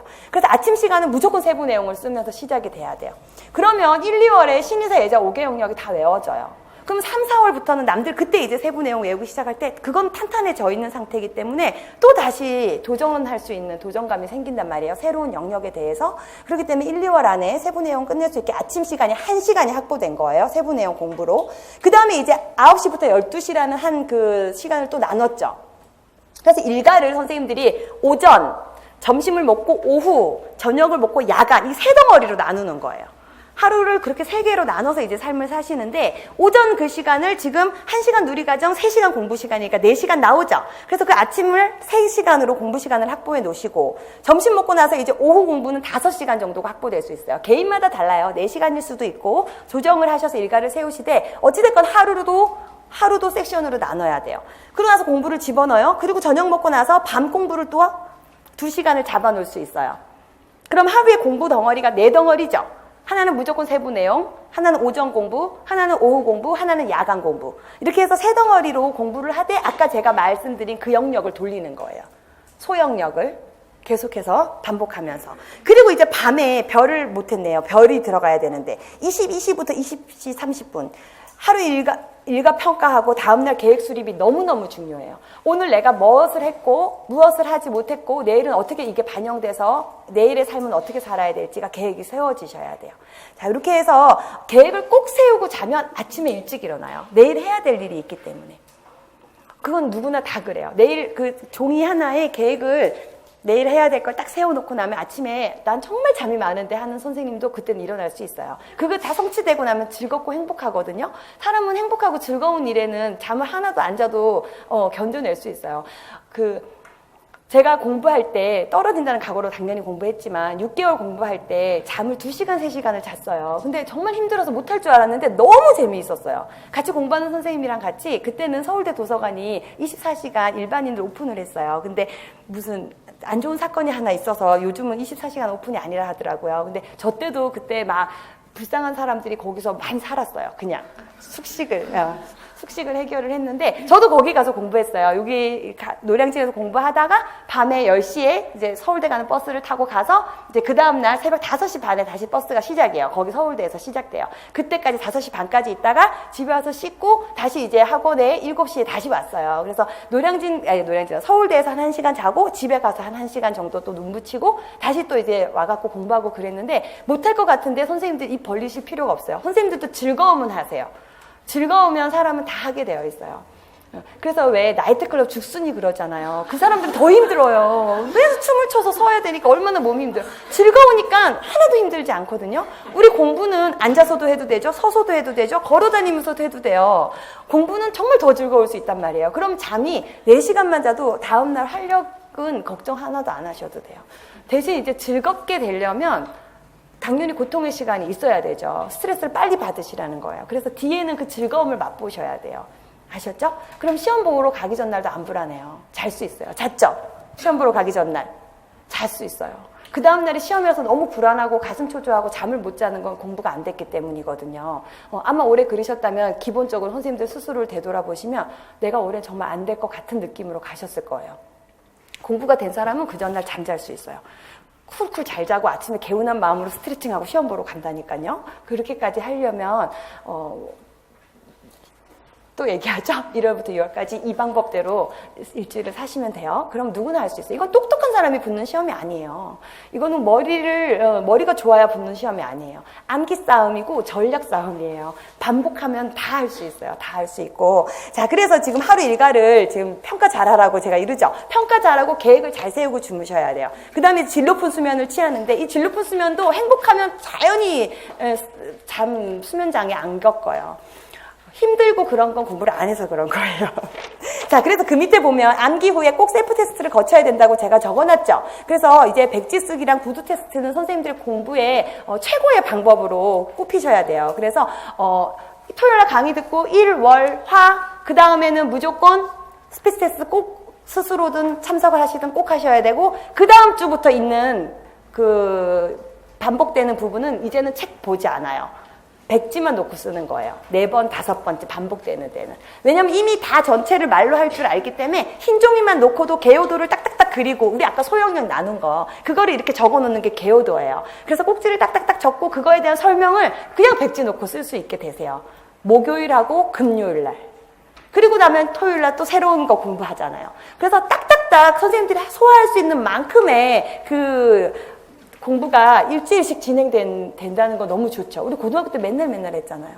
맨날 과목이 바뀌면서 선생님이 들어와서 우리를 괴롭혔잖아요. 근데 우리 지금 유아 임용은 하루만, 강의 있는 날 하루만 공부가 새로운 게 들어와요. 나머지 6일은 그걸 탄탄히 하시는 거예요. 자, 그래서 이게 이제 제가 준비한 부분인데, 선생님들이 이제 공부도 사실 재미있으려면 이해가 돼야 재미있어요. 너는 뭐라고 말하든 나는 하나도 모르겠다 이러면 사실 이게 튕겨서 나가서 공부가 재미있지가 않단 말이에요. 그래서 선생님들한테 뭘 하나 설명을 해드려 볼까 하고 고민을 하다가 작년에 올해도 시험에 나왔고 작년에도 시험이 2년 연속해서 중복돼서 나오는 장단, 세마치 장단이 또 나왔죠. 작년에도 휘몰이 장단이 또 나왔어요. 그래서 장단도 공부가 아주 재미있게 선생님들이 하실 수 있거든요. 어디다가 해야 될까요? 여기를 지우고 할까요? 네. 자, 아마 지금 공부를 좀 하신 선생님들은 장단을 외우셨을 거예요. 그래서 구음을 외워놓고, 그 다음 그것이 서양 악보로 바뀌었을 때 몇 분에 몇 박자면 된다는 거 정도는 외워놓으셨을 거예요. 그쵸? 그럼 우리 이번에 시험에서 물은 세마치 장단 한번 구음 말해볼까요? 자, 장단 여러 개가 있지만 우리 전래동요나 민요에 쓰이는 장단 한 5가지 정도 우리 공부해야 되는데, 시험에 나왔던 세마치 장단이 답이 아니고 뭐였어요? 단머리 장단, 휘머리 장단이 답이었어요. 자, 그러면 시험에서는 서양 악보를 주고 4분의 4박자인 걸 알려줬어요. 그쵸? 자, 4분의 4박자인 것까지 알고 장단을 맞추라 그랬어요. 그래서 그냥 4분의 4박자면 단머리 휘몰이다. 8분의 9박자면 세마치다. 8분의 12박자면 자진몰이랑 국거리다. 그렇게 그냥 외웠어도 사실은 맞출 수는 있어요. 근데 그 과정의 의미를 알면 재밌게 공부가 된다는 거예요. 그래서 세마치 장단 구음 한번 해보실까요? 뭐예요? 덩, 덩, 덕, 쿵, 덕 해도 되고, 그냥 쿵 해도 되고, 그쵸? 근데 제가 지금 이거 구음 그리면서 선생님들 여기 보시면, 덩, 이렇게 그리죠? 덩, 쿵, 덕 하고 그렸죠? 그래서 1, 2, 3, 1, 2, 3, 1, 2, 3 이렇게 됐죠? 네, 덩, 이렇게 해서 크게 지금 3개로 나눴어요. 그죠? 다 휘몰이는 어떻게 돼요? 구음이 덩, 쿵덕, 쿵이죠. 네, 덩, 쿵덕, 쿵이에요. 덩, 쿵덕, 쿵 이렇게 돼요. 자, 제가 이거는 1, 2, 1, 2를 써가지고 4개로 나눴어요. 그쵸? 자, 이렇게 나눴는데 우리나라 서양 악보가 아닌 우리나라 국악은 한 박이, 기본 박이 점 4분음표예요. 그게 무슨 말이냐면 한 박이 점 4분음표예요. 기본 박이. 자, 점 4분음표는 8분음표로 계산하면 몇 개 나와요? 3개 나오죠. 이 녀석 3개가 더해지면 점 4분음표잖아요. 그래서 지금 제가 여기서 지금 선생님들한테 그린 이게 바로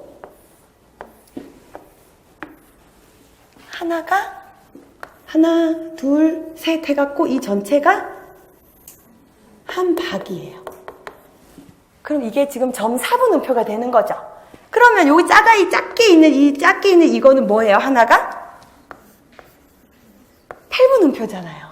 8분음표 하나, 둘, 세 개가 붙으면 얘가 점 4분음표가 되는 거죠. 그래서 이 하나가 기본박이라고 생각을 했을 때 8분음표가 3개 만나가지고 점 4분음표가 됐어요. 그러면 지금 우리 세마치 장단 한 박, 두 박, 세 박이죠. 크게. 그리고 이걸 대박이라 그래요. 대박. 이 안에 있는 거 소박이라 그래요. 그래서 한 큰 대박이 몇 소박으로 나눠져요? 3소박으로 나눠져요. 그래서 1박이 3분법 됐다고도 말하고 1박이 3소박 됐다고도 말해요. 분법이랑 소박은 똑같은 얘기예요. 한 큰 박이 3개로 쪼개졌다는 거예요. 근데 그게 쪼개진 게 몇 개 있어요? 하나, 둘, 3개 있죠. 그래서 크게는 3박자 장단이라고 말하는 거예요. 3박자 장단. 이거 왜 이렇게 울리지? 이해되시죠? 자, 그래서 이 세마치 장단으로 나오는 이렇게 3개로 쪼개지는 게 우리 국악의 기본 박이에요. 우리 국악은 원래 다 모든 게 3박으로 쪼개져서 나와요. 더 내려서 배꼽 있는 데다가 하면 그래도 들리나요? 괜찮아요? 안 돼요? 올려야 될까요? 네. 자, 이렇게 해서 지금 이것이 1박, 그 다음에 2박, 3박 이렇게 계산이 된단 말이에요. 그러면 선생님들 여기까지 이제 아셨죠? 그럼 우리가 지금 덩덩덕 쿵덕 이렇게 해요. 덩덩덕 쿵덕 이렇게 지금 세마치 장단을 하는데 사실은 그렇게 외워버리면 안 되고 어떻게 외워야 돼요? 덩덩덕 아이고 덩덩덕 쿵덕 하고 3번 걷고 3번 걷고 3번 걸어야 돼요. 그죠? 그렇게 하면 지금 가운데 이렇게 스킵됐던 이 박이 다 소박으로 하나씩 자리를 차지해야 된다는 거 아시게 돼요. 자. 그러면 서양 악보로는 몇 분의 몇 박자가 돼야 되는지 이제 계산을 해야 되죠. 자, 8분음표가 지금 하나, 둘, 셋, 넷, 다, 여, 일곱, 여덟, 9개 있잖아요. 그러니까 당연히 8분음표가 9개 있으니까 8분의 9박자 악보에는 세마치 장단이 무조건 연주가 돼야 돼요. 8분의 9박자에는. 그럼 우리 이거 이제 휘몰이 해볼게요. 휘몰이를 보면은 얘는 한 칸이 그냥 굵은 선으로 그었군요. 자, 하나가 지금 몇 개로 나눠졌어요? 2개로 나눠졌잖아요. 근데 우리 아까 소박 하나는 무조건 8분음표로 했으니까 이 녀석도 지금 여기 8분음표잖아요. 8분음표 2개 더하면 어떻게 돼요? 4분음표 되잖아요. 4분음표. 그러면 휘몰이 장단은 감사합니다. 휘몰이 장단은 대박이 4분음표인 거예요. 소박은 다 무조건 8분음표예요. 자, 그래서 2개가 만들어졌으니까 4분음표가 1박, 2박, 3박, 4박이 있는 거죠. 4박자.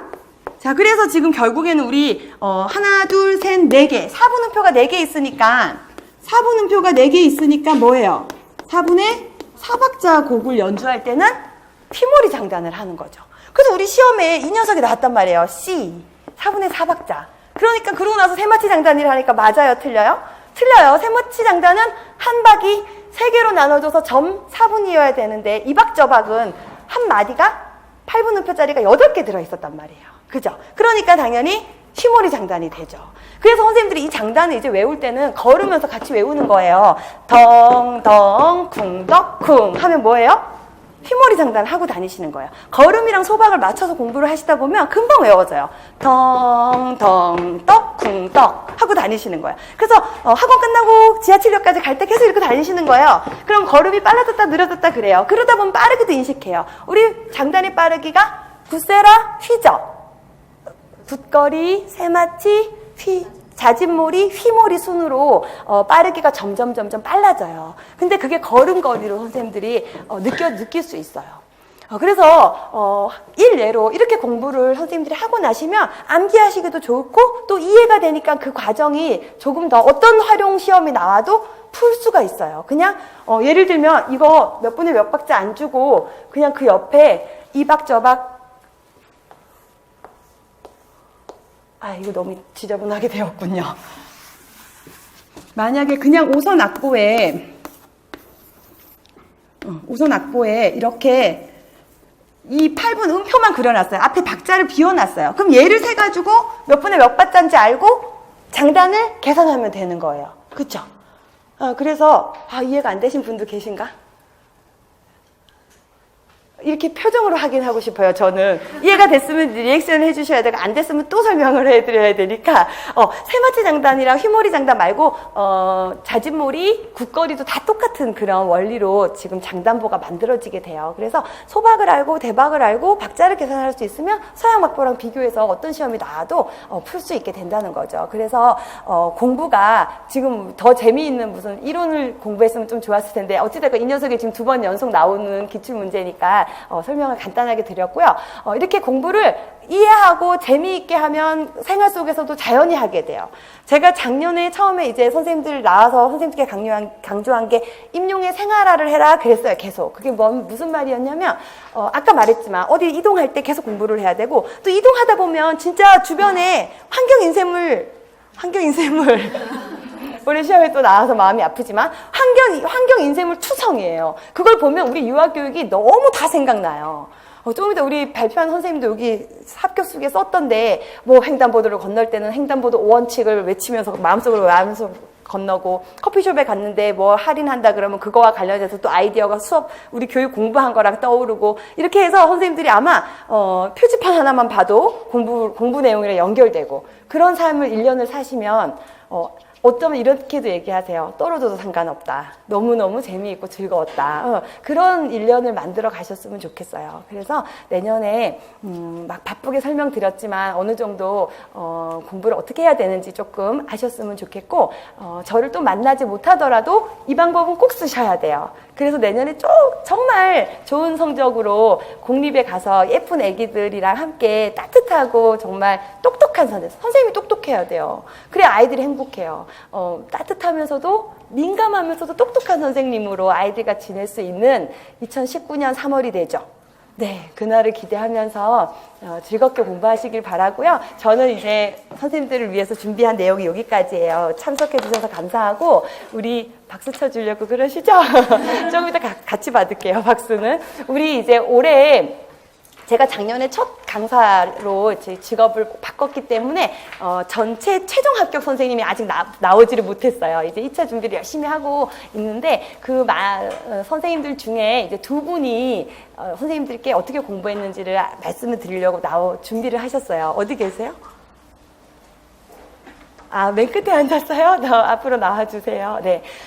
그래서 지금 나간 자료에는 3분의 자료가 나갔어요. 한 분은 초수로 준비를 한 선생님, 그리고 2분은 재수 이렇게 경력이 있는 선생님인데 오늘 오신 선생님 2분은 모두 다 재수의 경력이 있는 그런 한 번의 시험 경력이 있는 선생님들이세요. 그래서 맨 뒷장에 3번째 장에 있는 선생님이 먼저 준비를 하는 걸로 할게요. 19쪽을 펴시면 되겠네요. 그쵸? 네. 그거 하면 되겠다. 그치?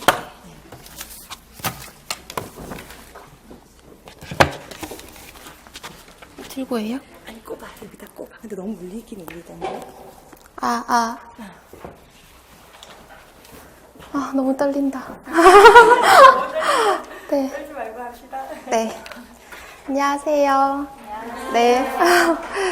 일단 저는 항상 공부 1년 동안 해오면서 항상 합격 쓰기 하는 상상했었거든요. 그래서 약간 지금이 꿈이 실현된 그런 상황인 것 같아요. 그래서 너무 기쁜데 이렇게 떨릴 줄 몰랐어요.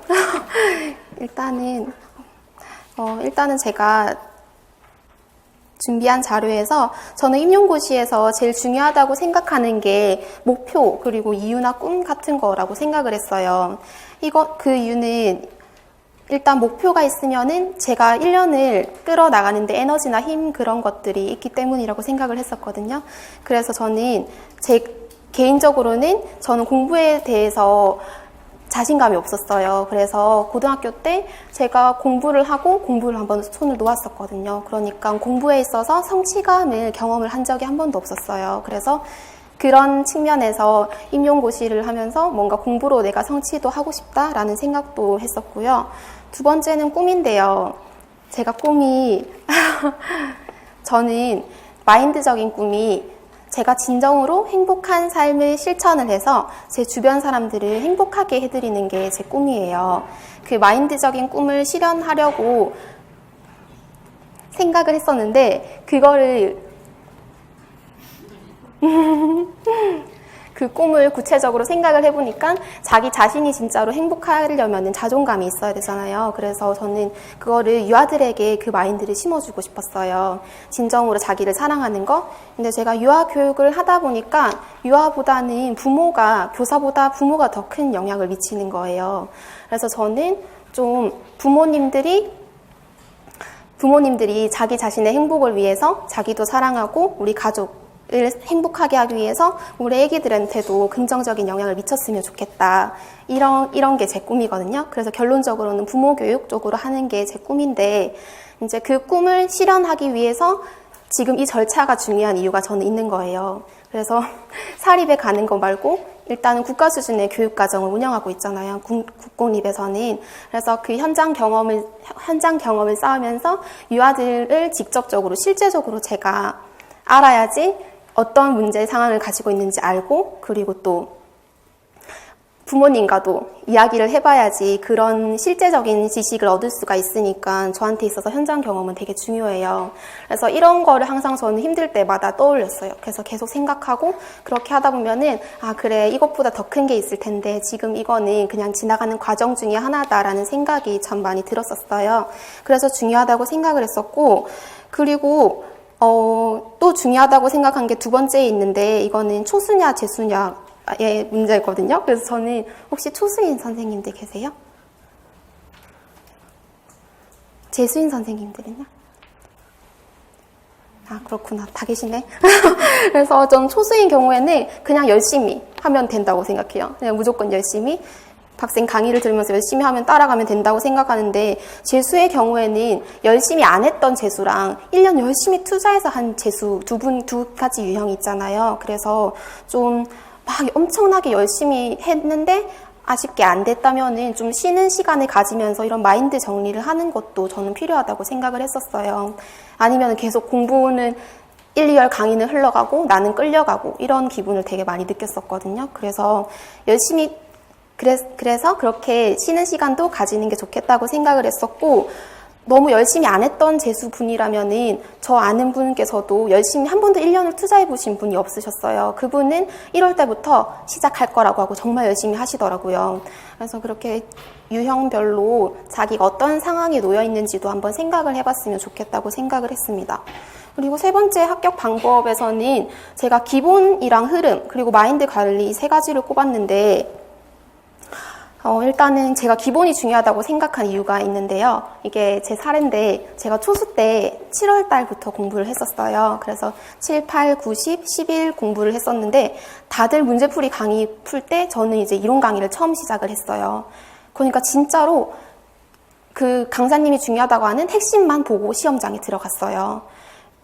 그리고 재수 때는 초수 때 정말 제가 열심히 했거든요. 하루에 거의 16시간씩 공부하고 막 자면서 공부하고 샤워하면서 공부하고 막 그렇게 해가지고 그때 제가 서울을 쓰는 바람에 1점 차이로 안 되긴 했는데 다른 지역에 넣었으면 합격했을 만한 점수기는 했었거든요. 그래서 그렇게 노력을 하다 보니까 너무 힘이 들어서 그 다음에는 그냥 1년 쭉 하면은 좋은 결과가 있지 않겠나. 그래서 엄마 아빠가 그냥 노량진에 계속 있자 이렇게 이야기를 해서 있었는데 계속 끌려가는 거예요, 저는. 마인드 정리 하나도 안 되고 내 꿈도 없는 것 같고 그냥 뭔가 내가 왜 해야 되는지 잘 모르겠고 그런 생각이 너무 커서 거의 1년을 거의 버리고 작년에는 거의 9월 달부터 스터디를 구하면서 그때 스터디가 되게 잘 운영이 돼가지고 바짝 이렇게 해서 거의 작년 거 초수 때 거 복사한 격으로 해서 시험을 봤었어요. 그렇게 했는데도 그때도 기본만 봤겠죠. 근데 그때는 부산에 넣어서 1차를 한번 합격을 했었거든요. 그래서 2차를 갔다 왔어요. 그래서 저는 제가 공부를 하면서 항상 느꼈던 거는 기본만 보면 된다, 임용은. 기본. 너무 막 신이론, 방대한 내용들, 그런 것들 막 신경 쓰고 외우고 이러면은 기본이 부실하게 된다고 저는 생각을 하거든요. 그래서 그런 측면에 있어서 저는 박사님 강의가 되게 좋다고 생각을 했었고, 제가 커트라인 주변 점수였다고 생각을 했던 이유는 흐름을 읽지를 않았어요. 저 항상 막 공부하면서 아 제발 이런 책을 처음부터 끝까지 줄로 한번 읽어봤으면 좋겠다. 읽어봐야 되는데 아는데 시간이 없잖아요. 그래서 못했어요. 그래서 저는 올해 실천했던 게 기본 그리고 흐름에 대해서 굉장히 중요시하면서 공부를 했었어요. 근데 제가 이 두 가지를 중요시하는데 이 강의가 너무 저는 박쌤이 딱 그거를 담고 있어서 저는 항상 들을 때마다 좋다고 생각을 했었거든요. 그래서 이제 4번으로 넘어가면 박쌤 강의에서 제가 초수도 재수도 겪었고 그리고 그 강의는 제가 열심히 들었어요. 강사님들 내가 돈을 냈으니까 강의를 듣는 것만은 열심히 하자. 복습을 안 하더라도. 그래서 제가 거의 5분 이 노량진에 계시는 유명한 분들 거의 5분 정도 다 들어봤어요. 근데 항상 느꼈던 거는 어떤 특정 분야는 되게 의사소통이면 그 분야는 되게 잘 가르쳐 주시고 사례도 잘 들어주시는데 막 예술 경험이나 자연탐구 쪽으로 운영 쪽으로 넘어가면은 시간이 없는 것도 있지만 사례가 구체적으로 저는 안 와닿는 거예요. 사례도 안 들어주시는 경우도 있고 표면적으로 그냥 책을 읽어주시고 같이 이렇게 표대로 따라가니까 그냥 그렇게 나는 이해했다고 생각했는데 막상 문제 풀면은 이렇게 다 이해가 안 됐었어요. 그래서 그런 점이 좀 힘들다 생각을 했었는데 저는 박쌤 강의를 들을 때는 그런 게 없었거든요. 항상 뭔가 이게 진짜 항상 그랬었어요. 항상 수업 듣고 나면은 재수인 저랑 같이 서울 쓰셨던 선생님 계신데 그분도 일차 합격하셨거든요.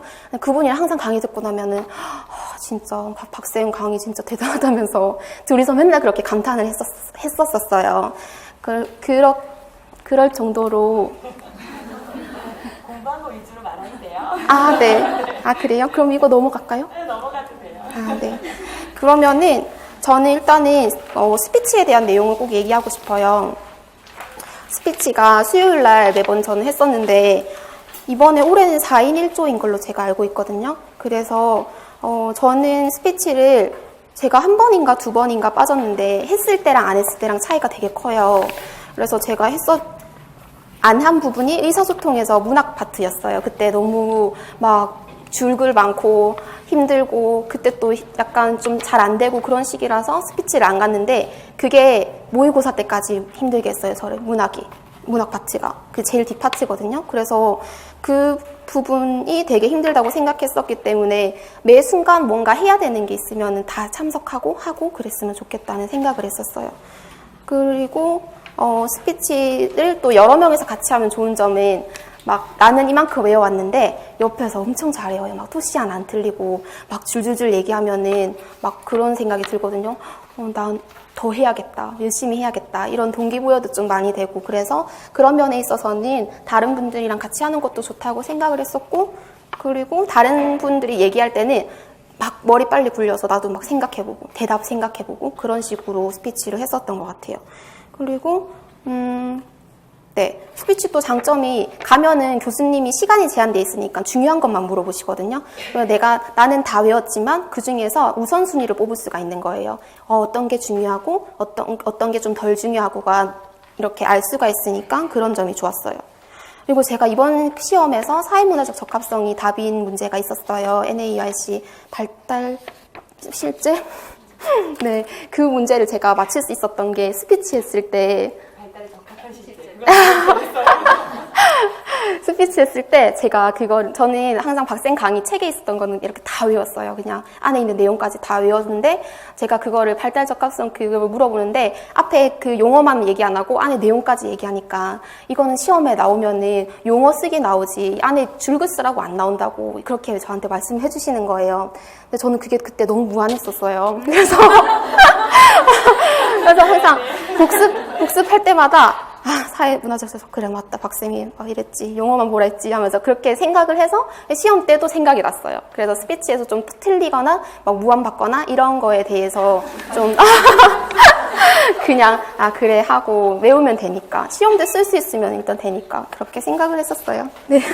그리고 다음 장 넘어가면은 이 타이핑 정리 이거는 그냥 읽어봐 주시면 될 것 같아요. 저는 타이핑 정리를 하긴 했는데 키워드 위주로 정리는 안 하셨으면 좋겠어요. 제가 그렇게 정리를 했다가 모의고사 때 사상을 다시 정리했거든요. 사상 강의가 박쌤 강의가 되게 좋아요. 왜냐하면 흐름을 제일 잘 요약을 잘 해주신 강의인 것 같다는 생각이 들거든요. 항상 저는 사상이 발목을 잡았었는데 너무 사상이 이제 다 잘 외워져서 됐어, 이제 난 사상 안 봐, 이렇게 하고 모의고사에 갔는데 모의고사 문제를 풀었는데 전체 사상만 다 틀렸어요. 그래서 저는 뭐가 문제지? 생각을 하고 다시 이론 책을 펼쳐서 보니 내 타이핑 교재랑 비교를 해보니까 흐름이 없는 거예요. 흐름 없이 내가 요약을 해서 사상은 솔직히 써도 키워드수라는 문제가 나오니까 저는 그렇게 요약을 한 거예요. 저도 모르게. 그래서 그때 다시 줄글로 외우고 다시 봤었거든요. 그렇게 했었기 때문에 좀 핵심 키워드 위주로 요약하는 건 안 하셨으면 하는 바람이 있었습니다. 그리고 스터디도 읽어보시면 될 것 같고, 휴식이나 마인드 관리 이런 것도 중요하다고 생각하고요. 그리고 연간 계획 흐름을 보시면은 3, 4월 강의에서 저는 3, 4월부터 들었는데 확인학습이 좀 중요하다고 생각을 했었어요. 왜냐하면은 수업 때 박쌤이 이건 안 중요해요 라고 하시는 부분도 있어요. 근데 그 부분이 또 확인학습 문제로는 다 괄호를 해놓으셨어요. 그래서 다 책을 다 외워야 쓸 수 있는 그런 정도라고 저는 생각을 했었거든요. 확인학습 문제가. 그래서 저는 근데 항상 처음부터 외워야 한다라는 생각이 있어서 다 외웠거든요. 그래서 확인학습 문제를 풀 때 나는 만점을 받겠다는 생각으로 항상 확인학습을 이렇게 쳤었어요. 그래서 일찍 가서 했던 게 그게 많이 도움이 됐었고, 그리고 성취감도 얻을 수 있고, 책에 있는 것만 내시거든요. 그러니까 내가 이만큼 외웠구나라는 확인도 됐으니까 성취감을 느낄 수 있었고, 그리고 확인학습은 한 번도 안 빼고 다 풀었어요. 항상 일찍 가가지고 다 풀었었고, 그리고 강의도 직강 들으면서 흐름을 다 적었어요. 그래서 너무 강의가 좋아서 들을 때마다 와와 해놓고는 다 까먹었어요. 그래서 제가 휴대폰에 하나 찍어온 게 있는데, 예를 들어서 그 발달 파트에서 피아제 설명을 해주실 때 도식에 대한 설명을 해주셨어요. 그러니까 책에는 안 나와 있는 내용인데 이 도식이라는 것에 대한 개념을 이해하기 위해서 뭔가 이렇게 서두로 이렇게 말씀해 주시면서 강의를 하시거든요. 근데 그 흐름까지 전 다 외웠었어요. 그러니까 그 흐름이 맥락이 되고 그래서 내가 이해가 되고 문제가 푸는데 적용이 된다고 생각을 했었거든요. 그래서 도식의 개념하면은 유기체가 가지고 있는 외부 환경에 대한 이해의 틀, 이렇게만 돼 있으니까 저는 이게 무슨 말인지 모르겠는 거예요. 근데 여기 제가 적어 놓은 게 박쌤이 설명해 주신 건데, 피아제는 인간이 지식을 구성해 나가는 걸 설명하기 위해서 도식이란 용어로 사용을 했어요 라는 말씀을 하셨는 것 같아요. 여기 적혀 있어요. 그래서 이 흐름이랑 같이 이거 말고도 안에 내용이랑 반사구조 이야기할 때도 인간은 반사구조를 선천적으로 가지고 태어나는데 이 반사구조는 유아가 성장해가면서 행동도식, 상징도식, 조작도식으로 변화해 간다고 봤다고 이런 흐름을 얘기해 주시거든요. 근데 저는 그런 게 되게 중요하다고 생각을 했었어요. 그리고 3, 4월 끝나고 5월 끝나고도 확인 테스트도 보거든요. 그래서 그 두 달 들은 강의에 대한 문제를 백지 쓰기를 했었나? 그렇게 했던 것 같은데 저는 3, 4월은 피했어요. 너무 겁도 나고 박쌤 나 점수 낮으면은 뭔가 부담스럽고 나는 준비가 안 됐는데 보라고 하니까 너무 부담스러워서 피했어요. 근데 제가 5, 6월도 한 100번 고민했어요. 가지 말까? 갈까? 고민 엄청 하다가 갔는데 결국에는 가는 게 맞는 것 같아요. 가서 내가 어느 정도 수준인지 알고, 그리고 그런 게 있는 것 같아요. 뭔가 내가 얼만큼 했는지를 인지하고 알고 있어야지 그 다음에 내가 어떻게 계획해야 되는지도 생각할 수 있기 때문에 확인 테스트도 꼭 응시하시면 좋겠다고 생각을 했어요. 그리고 박쌤이 항상 6월이 시험이라고 생각하고 공부하라고 하셨었거든요. 그래서 저는 진짜 6월이 시험이었어요. 그냥 나는 6월 말에 보통 전체 모의고사가 있거든요. 그 강사님들마다 하시는 모의고사. 그 모의고사 중에 하나 보고 나는 내 임용 시험이 이제 그날이 결정 끝이다. 이런 마음으로 공부를 했었어요. 그래서 실제로 6월에 시험을 치고 좀 많이 허탈했었어요. 그래서 그렇게 잘 본 건 아니었기 때문에 마음이 안 좋았고 또 뭔가 한번 끝난 것 같은 기분의 허탈함도 들었는데, 그래도 6월에 끝났으면 또 7월부터 또 있잖아요. 저 초수 때 또 7월부터 공부했는데 그럼 나 2번 공부한 거잖아요. 그래서 그냥 그때 7월부터 이제 한 번 더 얻은 기회다라고 생각하고 그때부터 또 열심히 할 수 있었던 계기가 됐던 것 같아요. 그리고 7, 8, 9월에는 문제풀이반 강의인데, 이때는 네, 기출문제를 교수님이 외우라고 항상 하셨었는데 외우는 방법을 제가 몰랐었어요. 그거를 모의고사 때 알아가지고 잘 못 외워서 그게 좀 아쉽긴 했었고, 그리고 문제풀이 강의를 점수를 제가 항상 채점을 하면은 그렇게 나쁜 점수가 아니었었어요. 그래서 항상 성취감을 느꼈었어요. 근데 한편으로는 다른 강의, 저는 그 짝스터디 하는 쌤이 다른 강사분을 듣는 선생님이었었어요. 그래서 이제 진도가 달랐거든요. 나는 이론 강의 듣는데 벌써 이 선생님은 문제풀이 막 하고 있고, 나는 막 문제풀이 하고 있는데 이 선생님은 모의고사 막 하고 있고, 이러니까 너무 마음도 불안하고, 그리고 신이론도 너무 많이 다루시는 거예요. 나 이것만 알아도 되나라는 걱정은 항상 가지고 있었어요. 근데 항상 저는 우선순위를 중요시했어요. 그래서 박쌤 강의에 나온 거 100% 내가 알면은 그 이상의 걸 할 수 있지만 내가 이거 100% 모르면서 다른 거 건드리지 말자라는 생각을 항상 했었어요. 네, 그리고 10월, 11월에는 모의고사 강의인데 이때는 네, 모의고사 문제 되게 좋았었어요. 문제 사례 같은 거 헷갈리게 잘 만들어주셔가지고 항상 약간 확인하는 느낌? 신이론을 막 다루면은 내가 한 거가 완벽하게 내가 알고 있는지를 모르잖아요. 근데 그 배운 문제 중에서도 사례가 막상 나오면 틀리는 문제 많거든요. 그래서 그런 거 확인하는 건 전 좋다고 생각을 했었어요. 그래서 모의고사 가니까 결국에는 중요하시다고 하는 것들이 강사님들마다 다 비슷비슷했어요. 다 거의. 그래서 신이론 빼고는 다 비슷비슷했거든요. 그렇기 때문에 저는 그때 완전 확신. 그래서 그래, 이게 맞았구나, 내가 잘했구나 라는 생각이 그때 들었었어요, 저는. 네. 그리고 뒤에 넘어가 보면은 이거는 일주일 계획인데 항상 저는 계획 짤 때 박쌤한테 상담을 받았어요. 그래서 내가 어떻게 해야 되고 잘 운영이 안 되는 것 같으면 내가 지금 하고 있는 게 맞는지 확인하고 막 그런 식으로 계획에 대해서 많이 여쭤봤던 것 같아요. 그래서 이 계획도 제가 박쌤이 말씀해 주신 걸로 짠 것 같은데 이게 너무 오래돼서 잘 기억은 나지는 않지만 네, 참고로 해주시면 될 것 같아요. 그래서 저도 전날 미리 항상 계획을 세워놓고 잤어요. 그러면은 내가 해야 될 게 엄청 많아요. 일단 내가 수요일 스피치 있으려면은 일요일, 월요일, 화요일 다 내가 완벽하게 외워야 되는데 내 머리는 한계가 있죠. 그러니까 할 거는 정해져 있는데 시간은 또 그렇게 다 있는 것도 아니니까 막 부담은 되는데 또 일주일 딱 성취할 만큼의 분량을 주세요. 내가 완벽하게 외울 수 있는 만큼의 분량이니까 하면은 내가 또 성취할 수 있는 정도거든요. 그러니까 이제 열심히 하게 되는 것 같아요. 그래서 전날에 항상 내가 다음날 뭘 외워야 되고 아니면 누우면서 자기 전에 그 생각했어요. 나 내일 아침에 7시에 일어나서 뭐 밥 먹고 씻고 막 이런 과정을 생각하면서 내가 공부를 뭐부터 차례대로 할지 생각하면서 저는 항상 그렇게 생각하다 보면 잠이 들더라고요. 그래서 잠들고 그러면 다음날에 잘 일어나지고 물론 힘들 때도 있었지만 네, 그랬었어요. 그리고 마지막으로 하고 싶은 말에 대한 건데 이거는 실수도 실력이다라는 게 저는 되게 절실하게 느꼈어요. 공부를 하면서.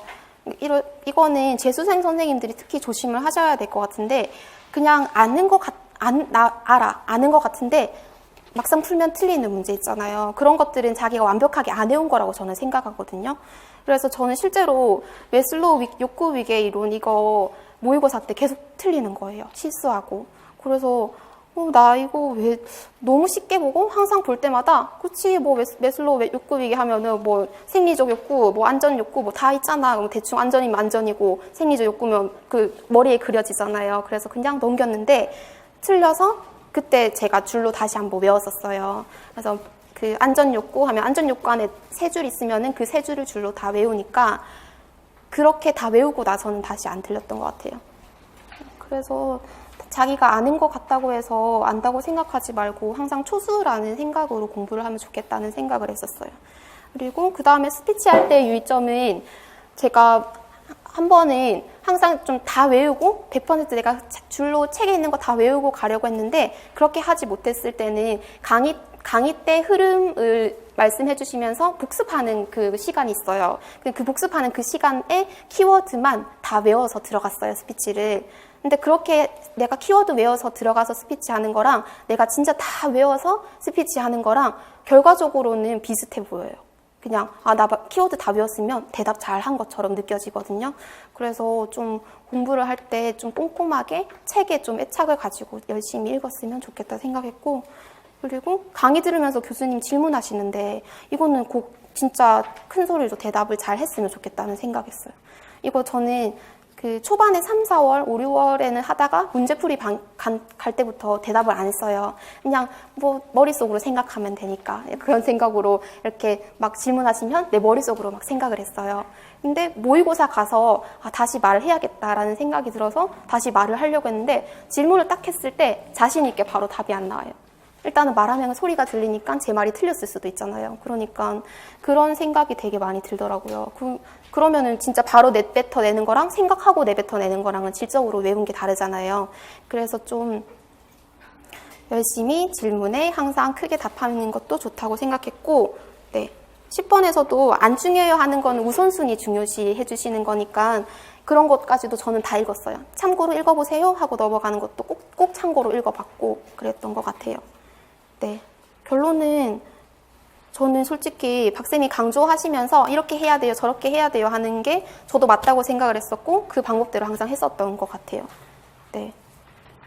그래서 수업 시간에 하는 말이나 사례 잘 들었으면 좋겠다 이런 생각했었고, 마지막에 마음가짐은 네. 이거는 1, 2월부터 좀 마지막으로 시험 볼 수 있는 기회다라고 생각하고 했으면 좋겠다고 생각했어요. 그냥 커트라인으로 붙으면 되지라고 뭐 생각하거나 그렇게 하면은 나중에 이제 1차 원서 넣을 때 걱정되거든요. 나 커트라인일 것 같은데 어느 지역에 넣어야 되나? 고민하고 막 힘들어하고 거의 일주일을 막 버리고 그러는데, 그냥 내가 어느 지역에 넣더라도 우리 지역에 10명 뽑으면은 10등 안에 들어야 되겠다는 생각을 항상 가지고 있으면은 1차 원서 넣을 때 그렇게 큰 고민이 되지 않는 것 같아서 좋았던 것 같아요. 네. 이상입니다.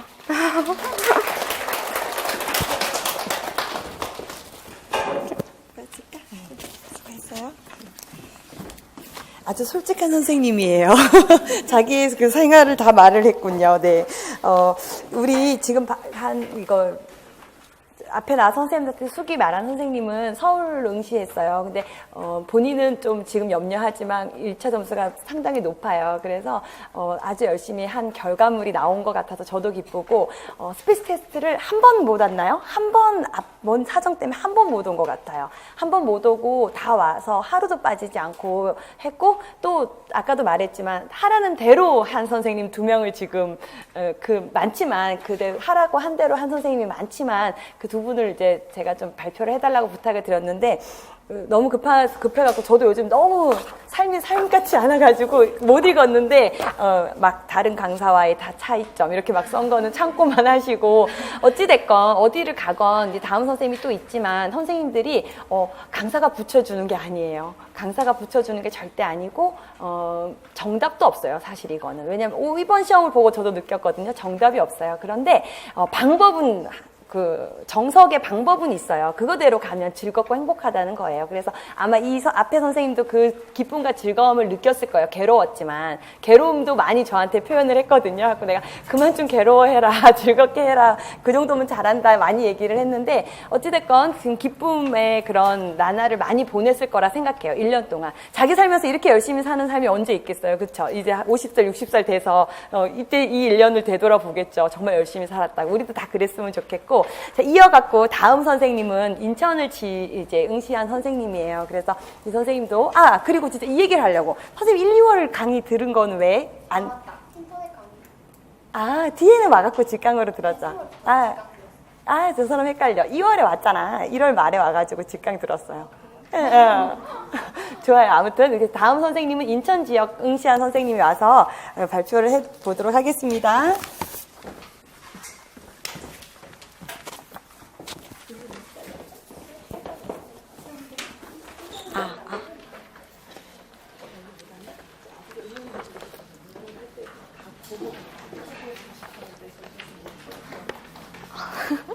안녕하세요.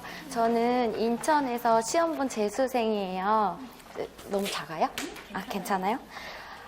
저는 앞에 선생님처럼 아름다운 얘기가 없어가지고 저는 그냥 오로지 제 공부 방법만 먼저 얘기를 할게요. 그냥 제가 전해드리는 공부 방법은 저 거니까 다들 이렇게 맞는 공부 방법을 찾으셨으면 좋겠어요.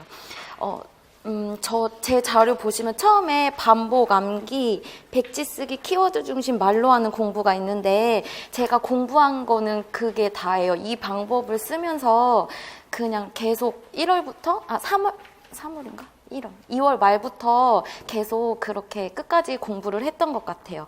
그래서 그 밑에 보면 제가 저의 공부 스타일을 써놨는데 제가 저의 성향을 알고 나서 제 성향이 선생님의 진행 방식하고 너무 잘 맞아서 좋은 결과가 나타났던 것 같아요. 그래서 선생님들도 먼저 선생님들의 성향을 파악한 다음에 강사를 선택하시는 것도 좋은 방법이신 것 같아요. 그래서 제가 이제 학원에는 3월부터 다녔는데 저는 고시원에서 살았어요. 3월부터. 그래서 학원 강의 있는 날에는 반드시 6시 전에 와가지고 그 전날 거 복습을 하거나 아니면 예습을 했었어요. 그래서 그렇게 항상 새벽에 왔었고 그리고 항상 이 자리에 앉았어요. 앞자리에 앉아가지고 계속 선생님하고 눈 마주치면서 계속 얘기했거든요. 그것도 되게 자극을 받을 수 있는 좋은 방법인 것 같았고요. 그리고 하나는 핸드폰을 항상 집에다 놓고 다녔어요. 그래서 제가 공부가 안 될 때나 공부가 잘 돼도 주기적으로 핸드폰을 확인하게 되더라고요. 평소엔 뉴스도 안 읽는데 그렇게 공부할 땐 재밌을 정도로 자꾸 막 이게 뺏겨가지고 공부할 때는 항상 그 공부에 몰입할 수 있는 환경을 만드시는 게 가장 좋은 것 같아요. 그래야 최대의 효과도 이렇게 나타날 수 있는 것 같아요. 그리고 계획을 짜는 거 보면은 제가 그 2주의 다이어리를 그냥 적어놨는데 잘 안 보이시죠? 저는 먼저 의지가 너무 약해가지고 시험 11월이라고 생각하니까 오늘이 이 정도면 되겠지 하는 마음이 조금 3, 4월에는 많이 컸던 것 같아요. 그래가지고 이거를 스피치 테스트랑 그리고 선생님이 주기적으로 4월에 백지 쓰기 보시고 6월에 모의고사 보시고 또 10월에 이번에 10월에 봤었거든요. 전 영역 모의고사를 이렇게 주기적으로 확인할 수 있는 기회를 주세요, 선생님께서. 그래서 저는 11월이라고 시험을 생각 안 하고 4월까지 뭘 끝내야지 6월, 10월 이렇게 해서 계속 저한테 좀 저를 스스로 쪼여간 것 같아요. 근데 이건 조금 많이 피곤한 방법이긴 한데 저 같은 경우는 그게 좀 맞았어요. 그래서 다이어리 위쪽에다가 선생님이 이날 시험 볼 거라고 하는 거를 2달 전부터 항상 적어놔서 이때까지는 내가 이걸 꼭 끝낸다 이 마음으로 했었던 것 같아요. 그래서 먼저 다가올 그 모의고사에 더 신경을 썼었고요. 그리고 집중이 안 되거나 뭐 여러 가지 행사가 있으면 그냥 그 시간이 지나간 경우에는 제가 계획했던 시간에 따라간 것 같아요. 제가 만약에 1시에 누리과정을 했어야 됐는데 못하고 놀았어요. 그러면 5시에는 뭐 만약에 개론을 한다. 그러면 그냥 개론으로 그냥 확 넘기고 어차피 이것까지 버릴 수는 없는 거니까 개론이라도 확실히 하자. 그래서 넘어갔었고요. 그리고 그 밑에 연간 계획 보시면 저는 3월부터 11월 달까지 모두 선생님 커리큘럼 따라갔고요. 1, 2월은 인강을 들었어요. 근데 제가 2월 말에 너무 늦게 시작해서 2월 말에 인강을 다 들었어요. 그것보다는 차라리 빨리 결정을 하셔서 1월부터 개론부터 차근차근 공부해 나가시는 게 제일 좋은 것 같아요. 그리고 저는 서브노트 안 만들었고 시험 보기 전까지 선생님 책만 계속 추가로 필기하면서 그렇게 시험장에도 그 책을 다 가지고 갔었거든요. 그랬고 3월부터 11월까지의 그 강조해 주시는 부분이 조금씩 달라요. 선생님이 이렇게. 그래서 그때는 다 다른 형광펜으로 더 눈에 띄게 크게 색칠해놓고 막 그래서 선생님이 이게 더 중요하다고 생각하시는구나 이러면서 더 그걸 확실하게 외우기 위해서 더 노력했던 것 같아요. 그리고 스피치 테스트는 저는 3월부터 6월까지 참여했는데 무슨 일이 있어도 수요일까지는 다 끝내는 걸로 했는데 사실 이게 많이 힘들었어요, 저는. 그랬는데 이게 이렇게 하다 보면은 목요일, 금요일이 너무 수월해지고 제가 이거를 끝냈다는 느낌에 그 다음 진도도 더 막 자신감 있게 더 참여하고 이해되는 부분도 조금씩 더 달랐던 것 같아요. 그리고 제가 4월 개요도 테스트 때는 그 뒤에 보시면 제가 백지 쓰기 4월에 썼던 거 사진 2개 첨부했거든요. 그렇게 썼는데 먼저 큰 제목부터 외운 다음에 아까 선생님께서 말씀하신 것처럼 키워드 그 내용에 들어갈 세부적인 키워드부터 외우고 그 다음에 앞뒷말을 먼저 외워서 문장으로 외울 수 있게 했어요. 그래서 처음에는 큰 그림 이렇게 다 이렇게 적어놓고 그 안에 들어가는 거 키워드로 적어놓고 그 다음에 세부 내용을 더 이렇게 자세하게 썼던 것 같아요. 그리고 6월 모의고사 준비할 때는 일주일에 전 영역을 다 돌렸어요. 말로. 이게 쓰는 거는 전 영역을 하루에 다 못 돌리겠더라고요. 한 과목을 다 못 돌리겠더라고요, 하루에. 그래서 그냥 복도에 나와서 앉아가지고 계속 말로 중얼중얼 걸었어요. 그래서 그것도 되게 효과가 있었던 것 같고, 이때는 좀 중요한 키워드나 문장은 다 외워둔 상태가 됐었어요.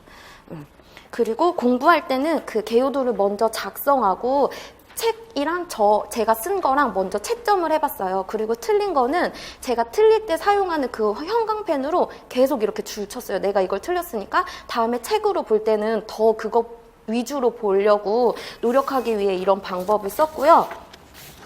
그 다음에 논술 강의에서는 제가 재수여서 처음부터 그냥 시간 내에 쓰는 연습을 했어요, 저는. 그래서 일주일에 화목토에서 3번 쓰고 그 다음에 10월 이후부터는 공부량을 더 늘려야 됐기 때문에 강의 시간을 포함해서 2번만 썼어요. 근데 저는 논술을 다 쓰지 않고 10월까지는 제가 제시문 분석을 꼭 하나씩은 다 틀려가지고, 근데 제시문 분석이 되게 중요하거든요. 그걸로 점수를 매기기 때문에. 그래서 저는 개요도로 먼저 공부하듯이 이렇게 다 써서 제가 개요도 분석을, 제시문 분석을 더 확실하게 하기 위해서 노력했던 것 같아요. 그 논술 문을 보더라도 다음에 보면 또 제가 다른 답을 쓰고 있더라고요. 그래서 저는 선생님께서 주시는 문제도 하나에 3-4번씩은 계속 돌렸던 것 같아요. 재심 분석. 네, 그랬었어요. 그리고 10월 전 모의고사 영역에서는 개론하고 누리과정을 다 돌렸어요. 다 돌리고, 이때는 암기가 진짜 완성된 상태였고, 암기가 된 부분은 그냥 넘어가고 암기가 안 된 부분을 집중적으로 계속 외웠어요. 근데 안 외워지는 건 끝까지 안 외워지더라고요. 그래서 시험장 들어갈 때까지 그거는 계속 체크해놓고 계속 봤어요. 그리고 시험 일주일 전에는 단기 스터디를 또 따로 운영을 했어요. 그래서 저랑 맞는 성향의 그 선생님 한 분이랑 계속 말로 주고받았어요. 그래서 처음에는 개론하고 누리과정 한 영역씩 이렇게 짝지어서 했는데 신체 영역이 너무 양이 많아서 저는 부모교육이랑 짝을 지었었어요. 그래서 그 좀 하루에 계획을 세울 때도 한 번에 다 돌릴 수 있는 방법으로 계획을 세우시는 게 좋으신 것 같고, 그래서 이따 스터디 운영 때 말해드릴게요. 그래서 시험 3일 전부터는 그 하루에 전 영역을 돌리기로 계획하고 계속 말로 돌렸어요. 그리고 제가 약한 부분은 따로 이렇게 외우거나 아니면 밥 먹는 시간까지도 그 선생님이랑 같이 밥을 먹으니까 너 이거 다시 얘기해봐 하면서 계속 얘기했어요. 밥 먹을 때도. 그래서 이때는 거의 잠자는 시간 빼고는 계속 공부했던 것 같아요. 그리고 그 밑에 하루 계획을 보면 저는 공부에 올인했던 한 해였기 때문에 새벽부터 공부를 했어요. 그래가지고 5시에 일어났는데 초기에는 이게 너무 힘들었는데 이게 이제 조금 저도 너무 다급해 오고 하니까는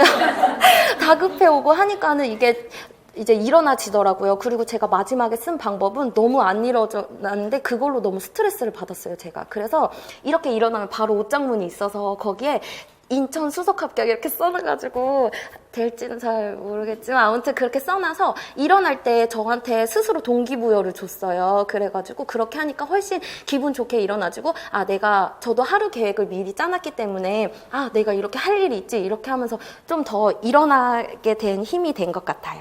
그리고 그 다음에 이제 스터디 운영에 있어서는요, 3월부터 6월까지는 저희가 그 하루 일주일에 한 번을 만나서 개론하고 누리과정을 계속 돌아가면서 이렇게 돌아가면서 얘기를 했었어요. 그리고 이거는 5월부터 시작한 건데 방법이 너무 좋았어가지고 강의를 끝나면 복습을 해야 되는데 양이 조금 많아요. 혼자 복습하기가 너무 많고 처음부터 이렇게 하다 보면은 지치고 하루 안에 못 끝내더라고요. 그거를 저는 수요일까지 스피치 테스트로 계속 반복을 해야 되는데 그래서 스터디원들끼리 강의가 끝나면 한 10분 정도 정말 키워드만 뭐가 있었지 이렇게 하면서 개요도 작성하면서 그 키워드를 중심으로 다 외우는 거예요. 10분 만에 빠르게. 그리고 10분 뒤에는 모여서 10분 동안 또 말을 하는 거예요. 이렇게 순서대로 돌아가면서 그렇게 하면 일단 그렇게 하기 전까지는 집에 못 갔어요. 그래서 복습을 그렇게 말로 계속 돌렸어요. 단기간에 빨리빨리 외우고 그러면 성취감이 진짜 높았어요. 내가 이 많은 영역을 오늘 내가 복습을 다 했네? 그럼 내일은 더 수월하겠다. 이런 생각에 또 일요일도 또 일어나지게 되고 그러니까 수업 끝난 다음에 복습은 굉장히 중요한데 조금 힘드시면 스터디 같이 하시는 분들하고 이런 방법도 활용하시면 좋을 것 같아요. 그리고 7월부터 9월까지는 문제 내는 방식으로 진행을 했어요. 그리고 또 잠깐이었지만 이렇게 한 사람이 해설서 내용을 말해주면 두 사람은 그 고시문을 쓰는 거예요. 그래서 이 내용하고 고시문 내가 외운 거 맞나 이렇게 체크하는 방법도 굉장히 좋았고요. 그리고 이제 두 번째로 운영한 방법은 스터디는 아닌데 그냥 공부가 잘 안 될 때 저는 학원에서 공부했어가지고 학원에서 공부하는 다른 수강생들하고 스피치를 했어요. 그래서 처음엔 잘 말이 안 나오는데 이제 시험 다가오면 그거 말해봐. 그러면 이제 그것만 말하는 게 아니라 정의, 특징, 요소 이런 거를 문장으로 다 말해야 됐던 거예요. 그래서 듣는 사람도 가만히 있는 게 아니라 듣는 사람도 계속 생각하고 빠뜨린 거에 대해서 다시 얘기해주고 그리고 키워드가 빠지면 이거 먼저 외워야 된다 이렇게 얘기해주고 서로 질문을 주고받는 형식으로 하니까 서로한테 윈윈하는 그런 효과도 나타났던 것 같고 마지막으로는 그 시험 일주일 전에 단기 스터디 운영한 거 이렇게 해서 저는 이렇게 3가지 방법으로 운영했던 것 같고 마지막으로 드리고 싶은 말씀은 첫 번째로 그 임용의 생활화 맞나요? 임용의 생활화예요. 그래서 저는 샤워할 때는 안 내어지는 거 꼭 그 머리로 생각했어요. 그래서 그 샤워할 때도 외우고 그리고 밥 먹을 때도 외우고 걸을 때도 외우고 그리고 버스를 보면 그에 관련된 거 다 외우고 그래서 왔다 갔다 하면서도 많이 공부할 수 있는 시간을 가질 수 있었던 것 같아요. 그리고 두 번째로는 1월부터 차근차근 지속적으로 공부하는 거예요. 제가 2월 말부터 시작해서인지 개론이랑 누리과정을 함께 병행하는 게 너무 힘들었어요. 그래서 이렇게 그리고 시험이 다가올수록 다 누구나 열심히 하기 때문에 그냥 선생님들은 조금 더 일찍 그 커리큘럼에 따라서 시작하시는 것도 좋은 방법인 것 같고요.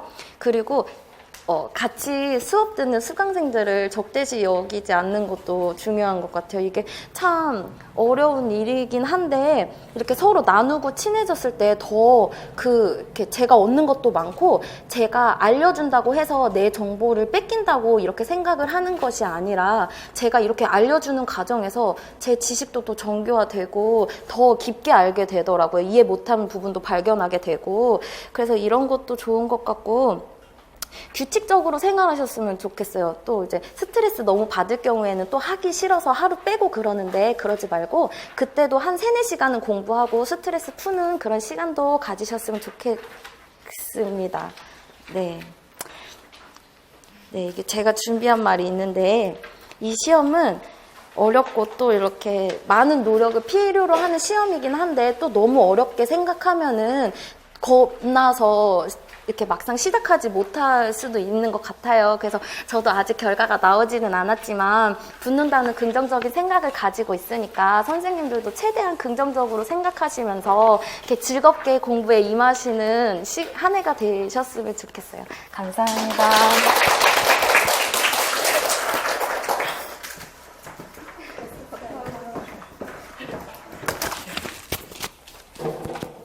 아유, 긴 시간 앉아서 듣는 것도 많이 피곤하셨을 것 같아요. 그쵸? 꼬박 1시간 30분이 넘었네요. 그죠? 우리 지금 마지막에 한 선생님은 진짜 5시 반에 6시 전에 학원이 6시에 문을 열어요. 우리 학원이. 근데 그 문 열어주시는 차장님을 항상 문 앞에서 만났대요. 그래서 이번에 1차 붙고 저한테 먼저 안 오고 차장님한테 가서 합격했다고 그러고 저한테 왔더라고요. 그래서 나름대로 다 엄청난 노력을 했기 때문에 높은 성적으로 1차도 붙을 수 있고 과정이 있으니까 결과가 있는 것 같아요. 그래서 지금 다들 우리 내년에 시작하려고 불굴의 의지를 갖고 도전 정신이 가득 찼잖아요. 근데 그것만으로는 안 돼요. 아주 치밀한 전략과 확고한 신념이 있어야지 성공이 합격이라는 이제 그 높은 성적의 문을 열 수 있는 것 같아요. 그래서 오늘 이렇게 귀한 시간 2시간 내셔서 비도 오고 이러는 날 오셨는데 좋은 공부 방법이라도 알아가시는 그런 값진 시간이 됐었으면 좋겠고, 혹시 인연이 닿게 되면 또 만나서 즐겁게 공부를 했으면 좋겠고, 어디서 공부를 하시던 1년 동안 알찬 그런 한 해를 꾸려 나가셨으면 좋겠습니다. 오늘 만나게 돼서 너무 반가웠고요. 다음에 또 뵙게 되면 그때 또 인사드릴게요. 감사합니다.